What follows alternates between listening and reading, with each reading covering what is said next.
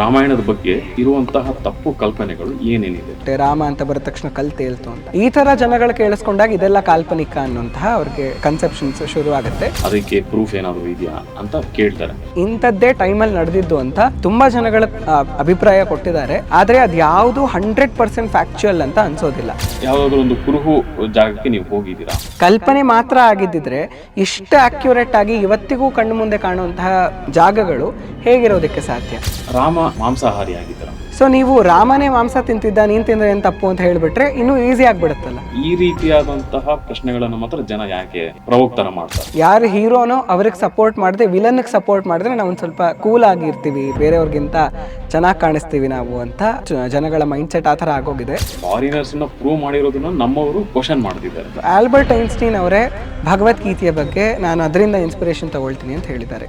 ಅವ್ರಿಗಿಂತ ಸೈನ್ಸ್ ಇವ್ರುಗಳಿಗೆ ತಿಳಿದಿದ್ಯಾ? ಈ ರಾಮ್ ಸೇತು ಬಗ್ಗೆ ಇರುವಂತಹ ತಪ್ಪು ಕಲ್ಪನೆ ಏನು? ಕಾಮನ್ ಸೆನ್ಸ್ ಯೂಸ್ ಮಾಡಿದ್ರೆ ಗೊತ್ತಾಗುತ್ತೆ. ರಾವಣನ್ನ ಒಳ್ಳೆಯವರು ಅಂತ ಕರಿಬೋದಾ? ಆಕೆ ಮೇಲೆ ಕರುಣೆ ಇತ್ತು, ಆಕೆನೇ ಒಪ್ಕೊಳ್ಳಿ ಅಂತ ಕಾಯ್ತಿದ್ದ, ಪ್ರೀತಿ ಬರಲಿ ಅಂತ ಕಾಯ್ತಿದ್ದ. All of that is bullshit. ನೀವು ಹೇಳೋದಕ್ಕೂ ಈಗ ನಾವು ನೋಡಿರುವಂಥ ಕರ್ಣನಿಗೂ ಏನು ವ್ಯತ್ಯಾಸ ಇದೆ? ಇದ್ರ ಬಗ್ಗೆ ನಮ್ಗೆ ಕ್ಲಾರಿಟಿ ಕೊಡಿ. ಅದು ಕೂರ್ಲಿ ಹಿಡಿದು ಎಳ್ಕೊಂಡ್ ಬರಬೇಕು, ಸಭೆಗೆ ಕರೆಸ್ಬೇಕು ಅನ್ನೋ ಕಾನ್ಸೆಪ್ಟ್ ದುರ್ಯೋಧನ ತಿಳಿಸೋದೇ ಕರ್ಣ. ನಮಸ್ಕಾರ ವೀಕ್ಷಕರೇ, ನಮ್ಮ ಧರ್ಮ ನಮ್ಮ ಹೆಮ್ಮೆ ಕಾರ್ಯಕ್ರಮಕ್ಕೆ ತಮಗೆಲ್ಲರಿಗೂ ಸ್ವಾಗತ. ಇವತ್ತಿನ ದಿವಸ ನಮ್ಮ ಜೊತೆ ಒಬ್ಬರು ಸ್ಪೆಷಲ್ ಗೆಸ್ಟ್ ಇದ್ದಾರೆ. ಅವರು ಅತಿ ಚಿಕ್ಕ ವಯಸ್ಸಿನಲ್ಲೇ ವೇದಗಳನ್ನು, ಪುರಾಣಗಳನ್ನು ಹಾಗೂ ಮತ್ತಿತರ ಅನೇಕ ಕಾರ್ಯಗಳನ್ನು ಅವರು ಮಾಡ್ಕೊತಾ ಬಂದಿದ್ದಾರೆ. ಅವ್ರು ಯಾರು ಗೊತ್ತಾ? ಅವರೇ ಸುಮಿತ್ ಪ್ರಹ್ಲಾದ್ ಅವರು. ಸರ್, ತಮಗೆ ಕಾರ್ಯಕ್ರಮಕ್ಕೆ ಸ್ವಾಗತ. Thank you. ನಮಸ್ಕಾರ ಸರ್. ನಿಮ್ಮ ಬಗ್ಗೆ ನಾವು ಕೇಳ್ಪಟ್ಟಿರೋ ಪ್ರಕಾರ ನೀವು ಹಿಂದೂ ಧರ್ಮದ ಬಗ್ಗೆ, ಸನಾತನದ ಬಗ್ಗೆ ಆಳವಾದ ಜ್ಞಾನವನ್ನು ಪಡ್ಕೊಂಡಿದ್ದಾರೆ. ಇದು ಹೇಗೆ ಸಾಧ್ಯ ಆಯಿತು? ಅಷ್ಟೊಂದು ಆಳವಾಗಿ ಅಂತ ಏನಿಲ್ಲ. ಇನ್ನೂ ನಾನು ಸ್ಟೂಡೆಂಟ್ ಲೈಫಲ್ಲಿರೋದು. ನನಗೆ ಎಷ್ಟು ಜ್ಞಾನ ಭಗವಂತ ಕರುಣಿಸ್ತಿದ್ದಾನೋ ಅಷ್ಟನ್ನು ಪಡ್ಕೊಂಡು, ಜೊತೆಗೆ ನನಗೆ ಸಿಕ್ಕಿರೋದನ್ನು ಎಲ್ರಿಗೂ ಹೇಳಬೇಕು ಅನ್ನೋ ಒಂದು ಆಸೆ ಇರೋದ್ರಿಂದ ಎಷ್ಟು ನನಗೆ ಅರ್ಥ ಆಗುತ್ತೆ ಅದೇ ಥರ ರಾಮಾಯಣ, ಮಹಾಭಾರತ, ಭಗವದ್ಗೀತೆ ಬಗ್ಗೆ ಅರ್ಥ ಮಾಡಿಸೋದಕ್ಕೆ ಪ್ರಯತ್ನ ಮಾಡ್ತಾಯಿದ್ದೀನಿ. ಚಿಕ್ಕ ವಯಸ್ಸಿಂದ ಮನೆಯಲ್ಲಿ ವಾತಾವರಣ ಇದೇ ಥರ ಇರೋದರಿಂದ ನಮ್ಮ ತಾತ ತುಂಬ ಭಕ್ತರು. ಅವರು ನಮಗೆ ಮಲ್ಕೊಳ್ಳೋ ಸಮಯದಲ್ಲಿ ಕೂಡ ಹೇಳ್ತಿದ್ದ ಕಥೆಗಳು ರಾಮಾಯಣದ ಬಗ್ಗೆ, ಮಹಾಭಾರತದ ಬಗ್ಗೆ ಅಥವಾ ಭಗವದ್ಗೀತೆ ಬಗ್ಗೆ ಏನಾದರೂ ಹೇಳ್ಕೊಡೋರು. ಹಾಗೆ ಅದನ್ನು ಕೇಳ್ತಾ ಕೇಳ್ತಾ ಇಂಟ್ರೆಸ್ಟ್ ಬೆಳೀತು. ಜೊತೆಗೆ ಪೂರ್ತಿ ವಾತಾವರಣ ಅದೇ ಥರ ಇದ್ದಿತ್ತು. ನಮ್ಮ ಮನೆ ಸುತ್ತಮುತ್ತನೇ 1 ಕಿಲೋಮೀಟರ್ ರೇಡಿಯಸ್ಸಲ್ಲೇ ಒಂದು 15-20 ದೇವಸ್ಥಾನಗಳಿದೆ. ಸೊ ಸಂಪೂರ್ಣವಾಗಿ ಅದೇ ಥರ ವಾತಾವರಣದಲ್ಲಿ ಬೆಳೆದಿರೋದ್ರಿಂದ ಅದು ಹಾಗೆ ಬಂತು. ಸೊ ಅವರು ಹೇಳ್ಕೊಟ್ಟಿರೋ ಪಾಠ, ಅವರು ಮಾಡಿರುವಂತಹ, ನಿಮ್ಗೆ ಹೇಳ್ಕೊಟ್ಟಿರುವಂತಹ ಅನೇಕ ವಿಚಾರಗಳು ಇಂದಿಗೂ ನಿಮ್ಮನ್ನು ನಡೆಸ್ಕೊತಾ ಇದೆ. ಖಂಡಿತ. ಸೊ ಹಾಗಿದ್ರೆ ಆಗ ನಿಮ್ಮ ಬಾಲ್ಯ ಅವ್ರ ಜೊತೆಗೆ ಇರುವಂಥ ಯಾವುದಾದ್ರು ಒಂದು ತುಂಬ ನೆನಪಾಗೋರಂಥ ಒಂದು ಘಟನೆನ ಇವತ್ತು ಹೇಳ್ಬೋದು? ಮೊದಲನೇದು, ಅವರು ತುಂಬ ರಾಯರ್ ಭಕ್ತರು.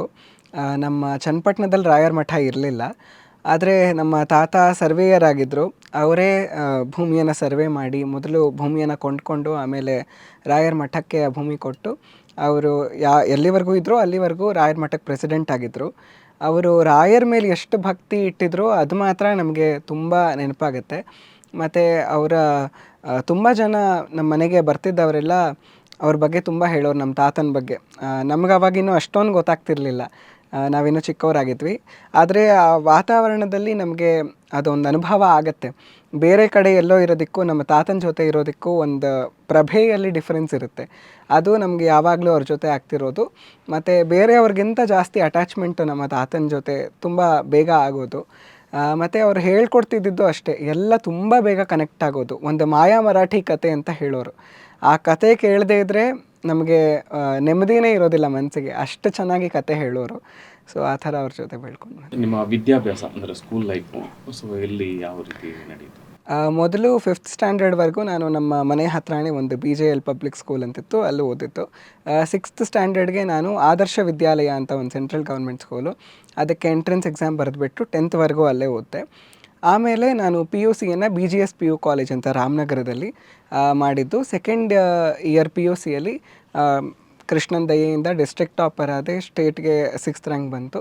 ಅದಾದಮೇಲೆ ಇವಾಗ ಕರೆಂಟ್ಲಿ ನಾನು BCom ಪರ್ಸ್ಯೂ ಮಾಡ್ತಾಯಿದ್ದೀನಿ. ಕೆಂಗೇರಿಯಲ್ಲಿ Seshadripuram academy of business studies ಇದೆ, ಅಲ್ಲಿ ನಾನು BCom second year 4th semester ಓದ್ತಾ ಇದ್ದೀನಿ. ಸ್ಕೂಲ್ಗೆ ಹೋಗ್ಬೇಕಾದ್ರೆ ನಮಗೆ ಟೈಮು ತುಂಬ ಕಡಿಮೆ ಇರುತ್ತೆ. ಒಂದು ಕಡೆ ನಮಗೇನು ಅನಿಸ್ತಾ ಇರುತ್ತೆ, ಆಟ ಆಡಬೇಕು ಮಕ್ಕಳ ಜೊತೆ, ಅಥವಾ ಅಲ್ಲಿ ಇಲ್ಲಿ ಓಡಾಡಬೇಕು, ಆಮೇಲೆ ಇಷ್ಟವಾದ ತಿಂಡಿ ತಿನಿಸೆಲ್ಲ ತಿನ್ನಬೇಕು, ಹೀಗೆಲ್ಲ ಅನಿಸ್ತಾ ಇರುತ್ತೆ. ಸ್ಕೂಲ್ ಲೈಫಲ್ಲಿ ನಿಮಗೆ ನಿಮ್ಮ ಆಧ್ಯಾತ್ಮದ ಬಗ್ಗೆ ಇದ್ರ ಬಗ್ಗೆ ನೀವು ಯಾವ ರೀತಿ ಟೈಮ್ ಕೊಡ್ತಾ ಇದ್ರಿ? ನಂದು ಚೈಲ್ಡ್ಹುಡ್ ಸ್ವಲ್ಪ ಡಿಫ್ರೆಂಟ್ ಇತ್ತು. ನಾನು ಆಟಗಳು ಕೂಡ ಇದೇ ಥರ ಕೃಷ್ಣ ಓರಿಯೆಂಟೆಡ್ಡೇ ಮಾಡ್ತಿದ್ದಿದ್ದು ನನ್ನ ಆಟಗಳು. ನನಗೆ ತುಂಬ ಫ್ರೆಂಡ್ಸು ಅಂತ ಏನಿರಲಿಲ್ಲ. ಯಾವಾಗಲೂ ಹೋಗಿ ಫ್ರೆಂಡ್ಸ್ ಜೊತೆ ಆಟ ಆಡ್ತಿದ್ದೆ. ಆ ಥರ ಇರಲಿಲ್ಲ ನನ್ನ ಚೈಲ್ಡ್ಹುಡ್ಡು. ಸ್ವಲ್ಪ ಡಿಫ್ರೆಂಟ್ ಇತ್ತು ಮತ್ತು ಜಾಸ್ತಿ ಒಬ್ಬೊಬ್ಬನೇ ಇರೋ ಥರನೇ ನಾನು ಬೆಳ್ಕೊಂಡು ಬಂದಿರೋದು. ನನ್ನ ನೇಚರೇ ಯಾಕೋ ಅದೇ ಥರ ಬಂದುಬಿಟ್ಟಿದೆ. ಸೊ ನಾನು ಮೊದಲು ತುಂಬ ಚಿಕ್ಕ ವಯಸ್ಸಿಂದ ದೇವಿ ಭಕ್ತ ನಾನು. ಸೊ ದೇವಿ ಭಕ್ತಿಯಲ್ಲಿ ಸಿಕ್ಕಾಪಟ್ಟೆ ಇನ್ವಾಲ್ವ್ ಆಗಿರ್ತಿದ್ದೆ. ನಾನು ಟಿ ವಿಲಿ ನೋಡೋದಾಗಿರಬಹುದು, ಮೊಬೈಲಲ್ಲಿ ನೋಡೋದಾಗಿರಬಹುದು, ಸಿ ಡಿ ತರಿಸ್ಕೊಳ್ಳೋದಾಗಿರಬಹುದು, ದೇವಿ ಬಗ್ಗೆ ಇರೋದು. ಮತ್ತು ನಮ್ಮ ತಾಯಿ ಒಂದು ಸಿ ಡಿ ತಂದುಕೊಟ್ಟಿದ್ರು ನನಗೆ, ಮಾಯಾ ಬಜಾರ್ ಅಂತ. ನಾನು ತುಂಬ ಚಿಕ್ಕವನಿದ್ದಾಗ ಅವ್ರು ತಂದುಕೊಟ್ಟಿದ್ದು.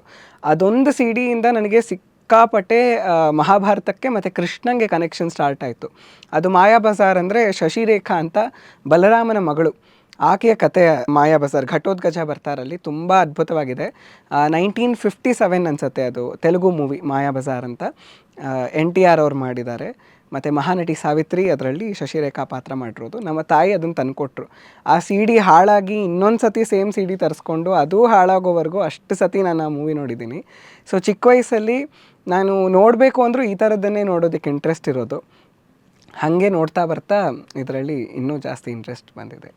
ನಿಮ್ಮ ಬಾಲ್ಯದ ಸ್ನೇಹಿತರ ಬಗ್ಗೆ ಯಾವ ರೀತಿ ಹೇಳ್ತೀರಾ ಸರ್? ಅಂದರೆ ಈಗಲೂ ಅವ್ರು ನಿಮ್ಮ ಜೊತೆ ಕೆಲವೊಬ್ರು ಕನೆಕ್ಟಲ್ಲಿ ಇದ್ದಾರಾ, ಅಥವಾ ಬೇರೆ ಬೇರೆ ಥರ ಇದ್ದಾರಾ, ಅಥವಾ ನಿಮ್ಮ ಥರನೇ ಅವರ ಏನು ಸೇಮ್ ಇಂಟ್ರೆಸ್ಟು ಆ ಥರದವರು ಇದ್ದಾರಾ? ಬಾಲ್ಯದಲ್ಲಿ ಸ್ವಲ್ಪ ಇದ್ದರು, ಒಂದು 2-3 ಜನ ಇದ್ದರು ಅದೇ ಥರ ನನ್ನ ಥರನೇ ಇಂಟ್ರೆಸ್ಟ್ ಇರೋರು ಇದ್ದರು.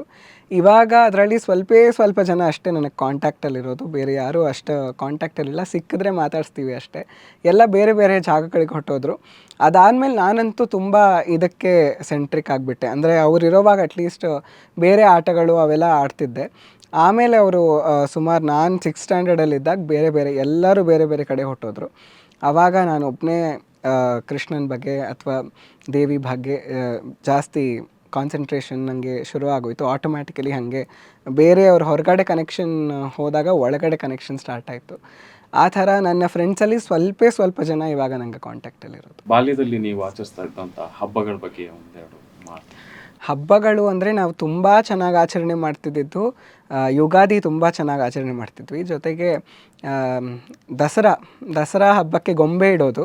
ಆ ಗೊಂಬೆ ಇಡೋದು ಅಂದ್ರೇ ಸಿಕ್ಕಾಪಟ್ಟೆ ಇಷ್ಟ ಆಗೋದು. ಕಲರ್ ಗೊಂಬೆ ತುಂಬ ಚೆನ್ನಾಗಿರೋದು. ಮತ್ತು ಗಣೇಶ ಹಬ್ಬ ಕೂಡ ಅಷ್ಟೇ ಇಷ್ಟ ಆಗೋದು. ನಾವು ಎಷ್ಟೊಂದು ಸತಿ ಆ ಥರ ಗಣೇಶ ಬೇಕು, ಈ ಥರ ಗಣೇಶ ಬೇಕು ಅಂತ ಅಂದ್ಕೊಳ್ತಾ ಇದ್ವಿ. ಇತ್ತೀಚೆಗೆ ನನಗೆ ಗಣೇಶ ಹಬ್ಬದ ಆ್ಯಕ್ಚುಯಲ್ ಎಸೆನ್ಸ್ ಏನು ಅಂತ ತಿಳ್ಕೊಂಡ ಮೇಲೆ ಚಿಕ್ಕ ವಯಸ್ಸಲ್ಲಿ ಅಯ್ಯೋ ಹಾಗೆಲ್ಲ ಆಡ್ತಿದ್ದೆ, ಆದರೆ ಇದು ಆ್ಯಕ್ಚುಯಲ್ ಎಸೆನ್ಸ್ ಇರೋದು ಹೀಗೆ, ಆ ಥರ ಗೊತ್ತಾಗೋಕ್ಕೆ ಶುರು ಆಯಿತು. ನಮ್ಮ ಮನೆಯಲ್ಲಿ ಯಾವುದೇ ಹಬ್ಬ ಇದ್ದರೂ, ನಮ್ಮ ಮನೆಯಲ್ಲಿ ಶಾಲಿಗ್ರಾಮ ಇದೆ. ಸೊ ಶಾಲಿಗ್ರಾಮ ಪೂಜೆ ಕಡ್ಡಾಯವಾಗಿ ಆಗೇ ಆಗ್ತಿತ್ತು. ನಮ್ಮ ತಾತ ಪೂಜೆ ಮಾಡೋರು. ಸೊ ಆ ಪೂಜೆ ಅಂದರೆ, ಅಲ್ಲಿ ಅಭಿಷೇಕ ಅಂದರೆ ತುಂಬ ಇಷ್ಟ ಆಗೋದು. ಎಲ್ಲ ಹಬ್ಬಗಳಲ್ಲೂ ಪೂಜೆ ಖಂಡಿತ ಮಾಡೋರು. ಅದು ತುಂಬ ಇಷ್ಟ ಆಗೋದು.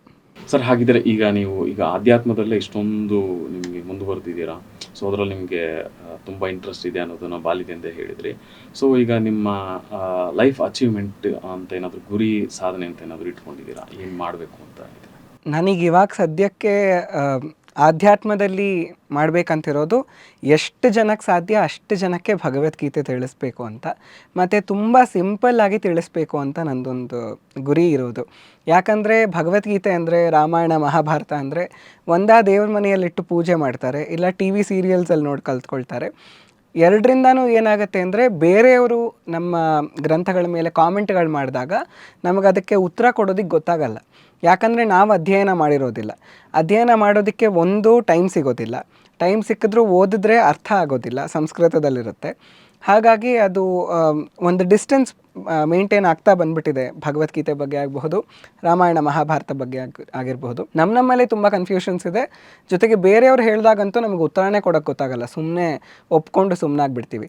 ಸೊ ನನ್ನ ಗುರಿ ಇರೋದು ಏನಂದರೆ, ಎಷ್ಟು ಸಾಧ್ಯ ಅಷ್ಟು ಜನಗಳಿಗೆ ಅರ್ಥ ಆಗಬೇಕು ಭಗವದ್ಗೀತೆ ಬಗ್ಗೆ. ಅವರು ಏನೇ ಪ್ರಶ್ನೆ ಬಂದರೂ ರಾಮಾಯಣದ ಮೇಲೆ, ಮಹಾಭಾರತದ ಮೇಲೆ, ಭಗವದ್ಗೀತೆ ಮೇಲೆ ಅದನ್ನು ಅಟ್ಲೀಸ್ಟ್ ಒಂದು ಟ್ಯಾಕಲ್ ಮಾಡುವಂತಹ ಮಟ್ಟಕ್ಕಾದರೂ ಅವರಿಗೆ ಅದ್ರ ಬಗ್ಗೆ ನಾಲೆಡ್ಜ್ ಗೇನ್ ಆಗಬೇಕು ಅನ್ನೋದು ನನ್ನ ಇಂಟೆನ್ಷನ್ ಇರೋದು. ಹಾಗಾಗಿ ತುಂಬ ಸಿಂಪ್ಲಿಫೈ ಮಾಡಿ ಅರ್ಥ ಮಾಡಿಸೋದಕ್ಕೆ ಪ್ರಯತ್ನ ಮಾಡ್ತೀನಿ. ನಾನು ಕರಿಯರ್ ವೈಸ್ ನೋಡೋದಾದರೆ ನನಗೆ UPSC ಎಕ್ಸಾಮ್ ಕ್ರ್ಯಾಕ್ ಮಾಡಬೇಕು ಅಂತ ಪ್ರಿಪೇರ್ ಆಗ್ತಾ ಇದ್ದೀನಿ. ಸೊ IAS ಆಫೀಸರ್ ಆಗಬೇಕು ಅಂತ. ಹಾಗಿದ್ರೆ ನೀವು ಭಗವದ್ಗೀತೆನ ಯಾಕೆ ಚೂಸ್ ಮಾಡ್ಕೊಂಡಿದ್ದೀರಾ ಸರ್? ಯಾಕಂದ್ರೆ ಹಿಂದೂ ಧರ್ಮದಲ್ಲಿ ಹಲವಾರು ಗ್ರಂಥಗಳಿದೆ, ಸುಮಾರಷ್ಟು ಏನು ವೇದಗಳು, ಪುರಾಣಗಳಂತೆ, ಆ, ವೇದಾಂತಗಳಂತೆ ಸುಮಾರಷ್ಟು ತುಂಬ ಇದ್ರು. ನೀವು ಭಗವದ್ಗೀತೆ ಮಾತ್ರ ಯಾಕೆ ಆಯ್ಕೆ ಮಾಡ್ಕೊಂಡಿದ್ದೀರಾ? ಭಗವದ್ಗೀತೆ ಒಂದು ಎಂಟ್ರಿ ಪಾಯಿಂಟ್ ಥರ ಯಾರಿಗೇ ಆದರೂ ಅಷ್ಟೇ. ನಾವು ವೇದಗಳು ಓದೋದಕ್ಕೂ ಕೂಡ ತುಂಬ ಮಟ್ಟಕ್ಕೆ ನಮಗೆ ನಾಲೆಡ್ಜ್ ಇರಬೇಕು, ಸಂಸ್ಕೃತ ಗೊತ್ತಿರಬೇಕು, ಒಬ್ಬರು ಗುರುಗಳಿರಬೇಕು ಅದನ್ನು ಹೇಳ್ಕೊಡೋದಕ್ಕೆ. ತುಂಬ ಕಲ್ತ್ಕೊಂಡು ನಾವು ಅದನ್ನು ಅಧ್ಯಯನ ಮಾಡಬೇಕು. ಅದಾದಮೇಲೆ ರಾಮಾಯಣ ಮಹಾಭಾರತ ಕೂಡ ತುಂಬ ದೊಡ್ಡದಾಗಿದೆ. ಉಪನಿಷತ್ತುಗಳಂತೂ 108 ಉಪನಿಷತ್ತುಗಳಿದೆ. ಅದಕ್ಕೆ ನಮ್ಮ ಸನಾತನ ಧರ್ಮದಲ್ಲಿ ಭಗವದ್ಗೀತೆ ಒಂದು ಗೈಡ್ ಥರ, ಮ್ಯಾನ್ಯುಯಲ್ ಥರ ಇಟ್ಟಿರೋದು. ಯಾರಿಗೆ ಅಷ್ಟು ಗ್ರಂಥಗಳನ್ನು ಸ್ಟಡಿ ಮಾಡೋದಕ್ಕೆ ಸಾಧ್ಯ ಆಗಲ್ವೋ ಅವರು ಭಗವದ್ಗೀತೆ ಓದಿದ್ರೆ ಅದೆಲ್ಲ ಗ್ರಂಥಗಳಲ್ಲಿರೋ ಸಾರ ಅವ್ರಿಗೆ ತಿಳಿಯುತ್ತೆ ಅಂತ. ಅದಕ್ಕೆ ನಮ್ಮ ಋಷಿಗಳು ಹೇಳಿರೋದು, ಸರ್ವೋಪನಿಷದೋ ಗಾವೋ ದೋಗ್ಧ ಗೋಪಾಲನಂದನಃ ಪಾರ್ಥೋ ವತ್ಸ ಸುಧೀರ್ ಭೋಕ್ತ ದುಗ್ಧಂ ಗೀತಾಮೃತಂ ಮಹತ್ ಅಂತ. ಅಂದರೆ ಎಲ್ಲ ಉಪನಿಷತ್ತುಗಳು ಹಸುಗಳ ಆಕಾರವನ್ನು ಪಡ್ಕೊಂಡ್ವಂತೆ ಆ ಹಸುಗಳ ಹಾಲನ್ನು ಕೃಷ್ಣ ದೋಗ್ಧನಾಗಿ, ಗೋಪಾಲಕನಾಗಿ ಅದರ ಹಾಲನ್ನು ಕರಿತಾನಂತೆ. ಹಾಲು ಕರಿಯೋದಕ್ಕೆ, ಹಸು ಹಾಲು ಸ್ರವಿಸೋದಕ್ಕೆ ಕರು ಬೇಕು. ಆ ಕರುವಾಗಿ ನಿಮಿತ್ತವಾಗಿ ಮಾಡಿಕೊಂಡಿದ್ದು ಅರ್ಜುನನನ್ನು.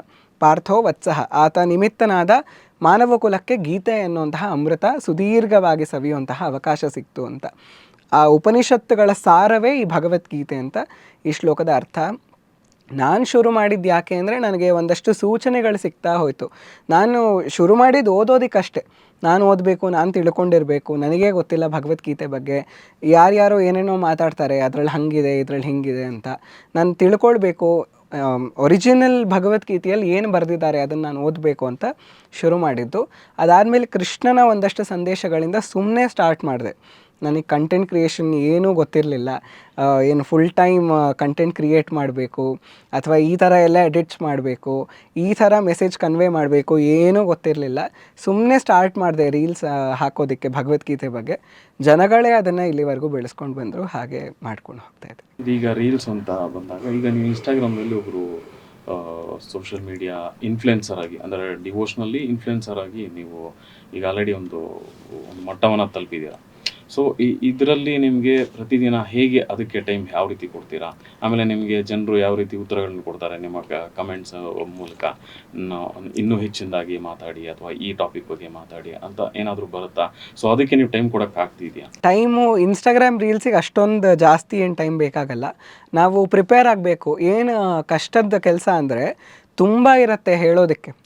ಒಂದೊಂದೇ ಶ್ಲೋಕ ತೊಗೊಂಡು ದಿನಕ್ಕೊಂದು ಶ್ಲೋಕ ಥರ ನಾನು ಎಕ್ಸ್ಪ್ಲೇನ್ ಮಾಡ್ಕೊಂಡು ಬರೋದು. ಒಂದು ಶ್ಲೋಕದ ಬಗ್ಗೆನೇ ತುಂಬ ಇರುತ್ತೆ ಹೇಳೋಕ್ಕೆ. ಇವಾಗ ಇನ್ಸ್ಟಾಗ್ರಾಮಲ್ಲಿ ಮ್ಯಾಕ್ಸಿಮಮ್ ಲಿಮಿಟ್ ಅಂದರೆ 2.5 ನಿಮಿಷ. ಮುಂಚೆ ಅದು ಇರಲಿಲ್ಲ, 1 ನಿಮಿಷ, ಆಮೇಲೆ 1.5 ನಿಮಿಷಕ್ಕೆ ಬಂತು, ಆಮೇಲೆ ಇವಾಗ 2.5 ನಿಮಿಷಕ್ಕೆ ಬಂದಿದೆ. ಆ ಥರ ನಾನು ಅಷ್ಟೊಂದು ಮೆಸೇಜ್ನ ಇಷ್ಟು ಟೈಮಲ್ಲಿ ಹೇಳೋದು ಕಷ್ಟ. ಸೊ ನಾನೇನು ಮಾಡಬೇಕು, ಅದಕ್ಕೆ ಕೂತ್ಕೊಂಡು ಯಾವ್ಯಾವ ಪಾಯಿಂಟ್ಸ್ ಹೇಳಬೇಕು, ಅದನ್ನು ಹೇಗೆ ಇಷ್ಟು ಟೈಮಲ್ಲಿ ಕನ್ವೆ ಮಾಡಬೇಕು ಅನ್ನೋದು ಇನ್ಸ್ಟಾಗ್ರಾಮಿಗೆ ಟೈಮ್ ತೊಗೊಳತ್ತೆ. ಸೊ ಎಲ್ಲ ಸೇರಿಸಿ ನಾನು ಶೂಟ್ ಮಾಡೋದ್ರಿಂದ ಎಡಿಟ್ ಮಾಡಿ ಅಪ್ಲೋಡ್ ಮಾಡೋವರೆಗೂ 1.5 ಅವರ್ಸಲ್ಲಿ ನಂದು ಇನ್ಸ್ಟಾಗ್ರಾಮ್ ಮುಗಿದೋಗುತ್ತೆ. ನಾನು ಹಾಗೆ ಹೀಗೆ ಮಾಡಿಕೊಂಡು ಟೈಮ್ ಅದಕ್ಕೆ ಅಲಾಟ್ ಮಾಡಿಕೊಂಡು ಒಂದೇ ಸತಿಗೆ 2-3 ವೀಡಿಯೋಸ್ ಶೂಟ್ ಮಾಡ್ಕೊಂಡ್ಬಿಡ್ತೀನಿ ಇನ್ಸ್ಟಾಗ್ರಾಮ್ಗೆ. ಯೂಟ್ಯೂಬಿಗೆ ಮಾತ್ರ ಒಂದು 10 ಮಿನಿಟ್ಸು 12 ಮಿನಿಟ್ಸ್ ಲಾಂಗ್ ವೀಡಿಯೋಸ್ ಇವಾಗ ಇತ್ತೀಚೆಗೆ ಶುರು ಮಾಡಿರೋದು.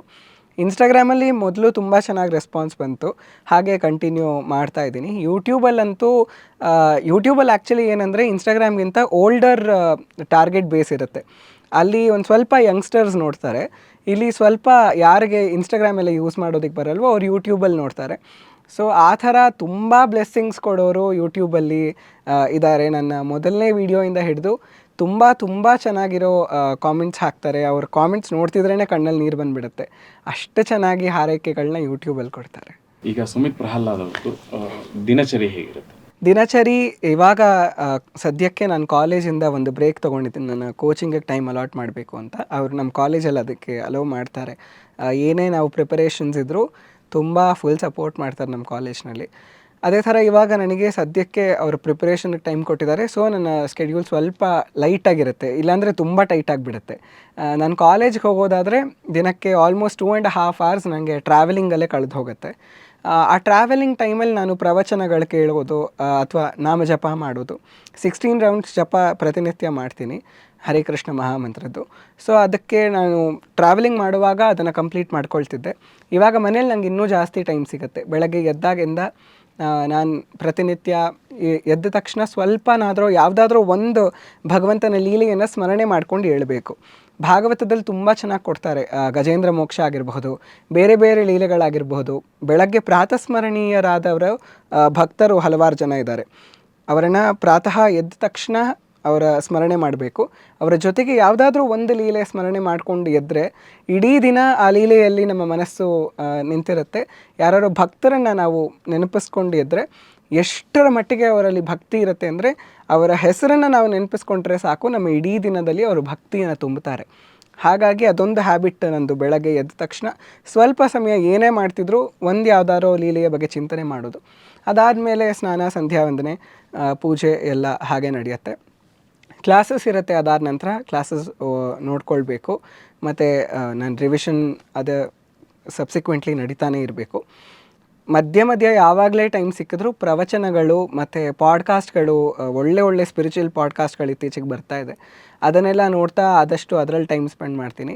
ಹಾಗೂ ತುಂಬ ನನಗೆ ಬೋರ್ ಆಗಿಬಿಟ್ರೆ ಜೈ ಜಗನ್ನಾಥ್ ಅಂತ ಒಂದು ಕಾರ್ಟೂನ್ ಬರ್ತಾ ಇದೆ. ನಾನು ಹೇಳಿದರೆ ಜನ ಅಂದ್ಕೊಳ್ತಾರೆ ಇವರು ಇಷ್ಟು ದೊಡ್ಡವರಾಗಿ 19 ವರ್ಷ ನನಗೆ ಕಾರ್ಟೂನ್ ನೋಡ್ತಾನಲ್ಲ ಅಂತ. ಆದರೆ ಜೈ ಜಗನ್ನಾಥ್ ಅನ್ನೋ ಕಾರ್ಟೂನ್ ತುಂಬಾ ಚೆನ್ನಾಗಿದೆ. ಎಷ್ಟು ಸಿಂಪಲ್ ವೇಯಲ್ಲಿ ಜಗನ್ನಾಥನ ಲೀಲೆಗಳನ್ನ ಹೇಳ್ಕೊಂಡು ಬರ್ತಾರೆ. ಒಂದೊಂದು ಡೈಲಾಗಲ್ಲಿ ಆತನ ಕ್ಯಾರೆಕ್ಟರ್ನ ಎಷ್ಟು ಚೆನ್ನಾಗಿ ತೋರಿಸ್ಬಿಡ್ತಾರೆ ಅಂದರೆ ಮಕ್ಕಳಿಗೆ ತುಂಬ ಮನಸ್ಸಿಗೆ ಮುಟ್ಟುತ್ತೆ. ಆ ಥರ ಅಷ್ಟು ಚೆನ್ನಾಗಿ ಜಗನ್ನಾಥ ಲೀಲೆಗಳನ್ನ ಅದರಲ್ಲಿ ತೋರಿಸ್ಕೊಂಡು ಬರ್ತಾರೆ. ಹಾಗೆ ಮಾಡಿಕೊಂಡು ಅದರ ಜೊತೆ ಜಪವನ್ನು ಮಾಡಿಕೊಂಡು ದಿನ ಕಳೀತೀವಿ. ಸೂರ್ಯ ನಮಸ್ಕಾರ, ಯೋಗ, ಇವುಗಳಲ್ಲಿ ಆಸಕ್ತಿ ಇದೆಯಾ? ನಿಮ್ಮ ದಿನಚರಿ ಇಲ್ಲದೆ ಏನಾದರೂ ಇರುತ್ತಾ? ಆದಷ್ಟು ಇನ್ಕ್ಲೂಡ್ ಮಾಡ್ಕೊಳ್ಬೇಕು ಅಂತ ಅಂದ್ಕೊಳ್ತೀನಿ. ರಥಸಪ್ತಮಿ ಅಂತೂ ಖಂಡಿತ ಮಾಡ್ತೀನಿ. 12 ರೌಂಡ್ಸ್ ಸೂರ್ಯ ನಮಸ್ಕಾರ, ಒಂದೊಂದು ರೌಂಡ್ಗೂ ಒಂದೊಂದು ಮಂತ್ರ ಇರುತ್ತೆ, ಅದನ್ನು ಹೇಳ್ಕೊಂಡು ಮಾಡ್ತೀನಿ. ದಿನ ಸಾಧ್ಯ ಆದರೆ ಖಂಡಿತ ಮಾಡ್ತೀನಿ. ಯೋಗ ಅಂದರೆ ತುಂಬ ಇಷ್ಟ ನನಗೆ. ಆ್ಯಕ್ಚುಲಿ ಅದರ ಹೆಸರು ಯೋಗ ಅಲ್ಲ, ಅದರ ಹೆಸರು ಆಸನ. ಯೋಗ ಅಂದರೆ ಭಗವದ್ಗೀತೆಯಲ್ಲಿ ಕೃಷ್ಣ ಡಿಸ್ಕ್ರೈಬ್ ಮಾಡ್ತಾನೆ ಯೋಗ ಅಂದರೆ ಏನು ಅಂತ. ಅದು ಯೋಗ, ಇದು ಆಸನಗಳು, ಯೋಗಾಸನ ಅಂತ ನಾವು ಅದಕ್ಕೆ ಕರೆಯೋದು. ಇದು ತುಂಬ ಮಟ್ಟಕ್ಕೆ ಮೆಂಟಲ್ ಸ್ಟ್ರೆಸ್ಸನ್ನು ರಿಲೀಫ್ ಮಾಡುತ್ತೆ. ಅದಕ್ಕೆ ಯಾವಾಗೆಲ್ಲ ಟೈಮ್ ಸಿಗುತ್ತೋ ಅವಾಗೆಲ್ಲ ಮಾಡ್ತೀನಿ. ಸರ್, ಈಗ ರಾಮಾಯಣ, ಮಹಾಭಾರತ ಈ ಎರಡೂ ನಮ್ಮ ಭಾರತದ ಅತ್ಯಂತ ಪುರಾತನ ಹಾಗೂ ಹಿಂದೂ ಧರ್ಮದ ಶ್ರೇಷ್ಠ ಗ್ರಂಥಗಳು ಅಂತ ನಾವು ಹೇಳಲ್ಪಡುತ್ತೆ. ಹಾಗಿದ್ದಾಗ ಈ ರಾಮಾಯಣದ ಬಗ್ಗೆ ಹಲವಾರು ತಪ್ಪು ಕಲ್ಪನೆಗಳು ಹಾಗೂ ತಪ್ಪು ಭಾವನೆಗಳು ಅನ್ನೋದು ಇದೆ. ಯಾಕಂದರೆ ಈಗ ಆಹಾರ ಅಂತ ಬಂದಾಗ ಆಹಾರ ನನ್ನ ವೈಯಕ್ತಿಕ, ಅದು ನಾನು ಏನು ಬೇಕಾದ್ರೂ ತಿನ್ಬೋದು, ಅದು ನನ್ನ ವೈಯಕ್ತಿಕ. ಈ ಆಹಾರ ಅನ್ನೋದು ಬಂದಾಗ ಈಗ ರಾಮ ಅಂತ ಬಂದಾಗ ರಾಮಾಯಣದಲ್ಲಿ ಆ ಎರಡು ಕನೆಕ್ಟ್ ಆಗಿಬಿಡುತ್ತೆ. ಈಗ ರಾಮ ಮಾಂಸಾಹಾರ ಸೇವಿಸ್ತಾ ಇದ್ದಾರ, ಈ ಥರ ವಿಷಯಗಳು ತುಂಬ ಬೇಗ ವಿಜೃಂಭಣೆ ಆಗುತ್ತೆ ಅಥವಾ ವೈರಲ್, ಈಗ ಏನು ಹೇಳ್ತೀವಿ ವೈರಲ್ ಆಗಿಬಿಡುತ್ತೆ. ಸೊ ಹೀಗೆ ರಾಮಾಯಣದ ಬಗ್ಗೆ ಇರುವಂತಹ ತಪ್ಪು ಕಲ್ಪನೆಗಳು ಏನೇನಿದೆ? ತುಂಬ ತಪ್ಪು ಪರಿಕಲ್ಪನೆಗಳಿದೆ. ನಾನು ಆವಾಗಲೇ ಹೇಳಿದ ಹಾಗೆ ಯಾಕೆ ಈ ಥರ ಸೃಷ್ಟಿಯಾಗತ್ತೆ ಅಂದರೆ ನಾವು ಫಸ್ಟ್ ಆಫ್ ಆಲ್ ಓದಿರೋದಿಲ್ಲ, ರಾಮಾಯಣ ಓದಿರೋದಿಲ್ಲ. ಓದದೇ ಇದ್ದಾಗ ನಾವೇನಾಗುತ್ತೆ, ಯಾರು ಏನು ಹೇಳಿದ್ರು ಅರ್ಥ ಮಾಡಿಕೊಂಡು ಅದೇ ನಿಜ ಅಂತ ಸುಮ್ಮನಾಗ್ಬಿಡ್ತೀವಿ. ನಾವು ಮೇಜರ್ ಆಗಿ ರಾಮಾಯಣ ಮಹಾಭಾರತ ಕಲಿಯೋದು ಸೀರಿಯಲ್ಗಳಿಂದ. ಸೀರಿಯಲ್ಗಳು ಟು ಎನ್ ಎಕ್ಸ್ಟೆಂಟ್ ಓಕೆ, ಅದನ್ನು ಇಂಟರ್ನಲೈಸ್ ಮಾಡ್ಕೊಳ್ಳೋದಕ್ಕೆ, ಕಥೆ ಅರ್ಥ ಮಾಡ್ಕೊಳ್ಳೋದಕ್ಕೆ ಓಕೆ. ಆದರೆ ನಿಜವಾಗಿ ಏನು ನಡೆದಿದೆ, ಇತಿಹಾಸ ಏನು ಅಂತ ತಿಳ್ಕೊಳ್ಬೇಕು ಅಂದರೆ ನಾವು ಗ್ರಂಥಗಳನ್ನ ಓದಬೇಕು. ಯಾಕಂದರೆ ನಾನು ಇವಾಗಷ್ಟೇ ಹೇಳಿದೆ ಇತಿಹಾಸ ಇದು ಅಂತ. ಏನು ಇತಿಹಾಸದ ಡೆಫಿನೇಷನ್ ಅಂದರೆ ಧರ್ಮ ಅರ್ಥ ಕಾಮ ಮೋಕ್ಷಾಣಂ ಉಪದೇಶಂ ಸಮನ್ವಿತಂ ಪೂರ್ವವೃತ್ತಂ ಕಥಾಯುಕ್ತಂ ಇತಿಹಾಸಂ ಪ್ರಚಕ್ಷತೆ ಅಂತ ಇದರ ಡೆಫಿನೇಷನ್. ಇತಿಹಾಸ ಅನ್ನೋ ಪದದ ಅರ್ಥ ಇತಿ ಹ ಆಸ, ಹೀಗೆ ನಡೆದಿರೋದು ಅಂತ ಅದರ ಟ್ರಾನ್ಸ್ಲೇಷನ್ನು. ನಮ್ಮ ಸನಾತನ ಧರ್ಮದಲ್ಲಿ ತುಂಬ ಗ್ರಂಥಗಳಿದೆ, ಶ್ರುತಿ ಸ್ಮೃತಿ ಗ್ರಂಥಗಳು ಬೇಕಾದಷ್ಟಿದೆ. ಪುರಾಣಗಳು, ನಾವು ಸಾಕಷ್ಟು ಪುರಾಣಗಳ, ಅಷ್ಟಾದಶ ಮಹಾಪುರಾಣಗಳು ತಗೋಬೋದು, ಅದಕ್ಕೆ ಉಪಪುರಾಣಗಳು ಕೂಡ ಇದೆ, ತುಂಬ ಇದೆ. ಆದರೆ ಅದೆಲ್ಲ ಗ್ರಂಥಗಳಲ್ಲಿ ಎರಡನ್ನ ನಾವು ಇತಿಹಾಸ ಅಂತ ಕರೆಯೋದು, ಇತಿ ಹ ಆಸ ಅಂತ. ಮೊದಲನೇದು ವಾಲ್ಮೀಕಿ ರಚಿತ ರಾಮಾಯಣ, ಎರಡನೇದು ವ್ಯಾಸ ರಚಿತ ಮಹಾಭಾರತ. ಇದೆರಡು ಬಿಟ್ಟು ಬೇರೆ ಯಾವುದೂ ಇತಿಹಾಸ ಅಲ್ಲ. ನಾವು ತುಳಸಿದಾಸ ರಾಮಚರಿತಮಾನಸ್ ನೋಡ್ತೀವಿ ಅಥವಾ ಕಂಬರಾಮಾಯಣ ನೋಡ್ತೀವಿ, ಎಲ್ಲ ತುಂಬ ಅದ್ಭುತವಾಗಿದೆ, ತುಂಬಾ ಚೆನ್ನಾಗಿದೆ.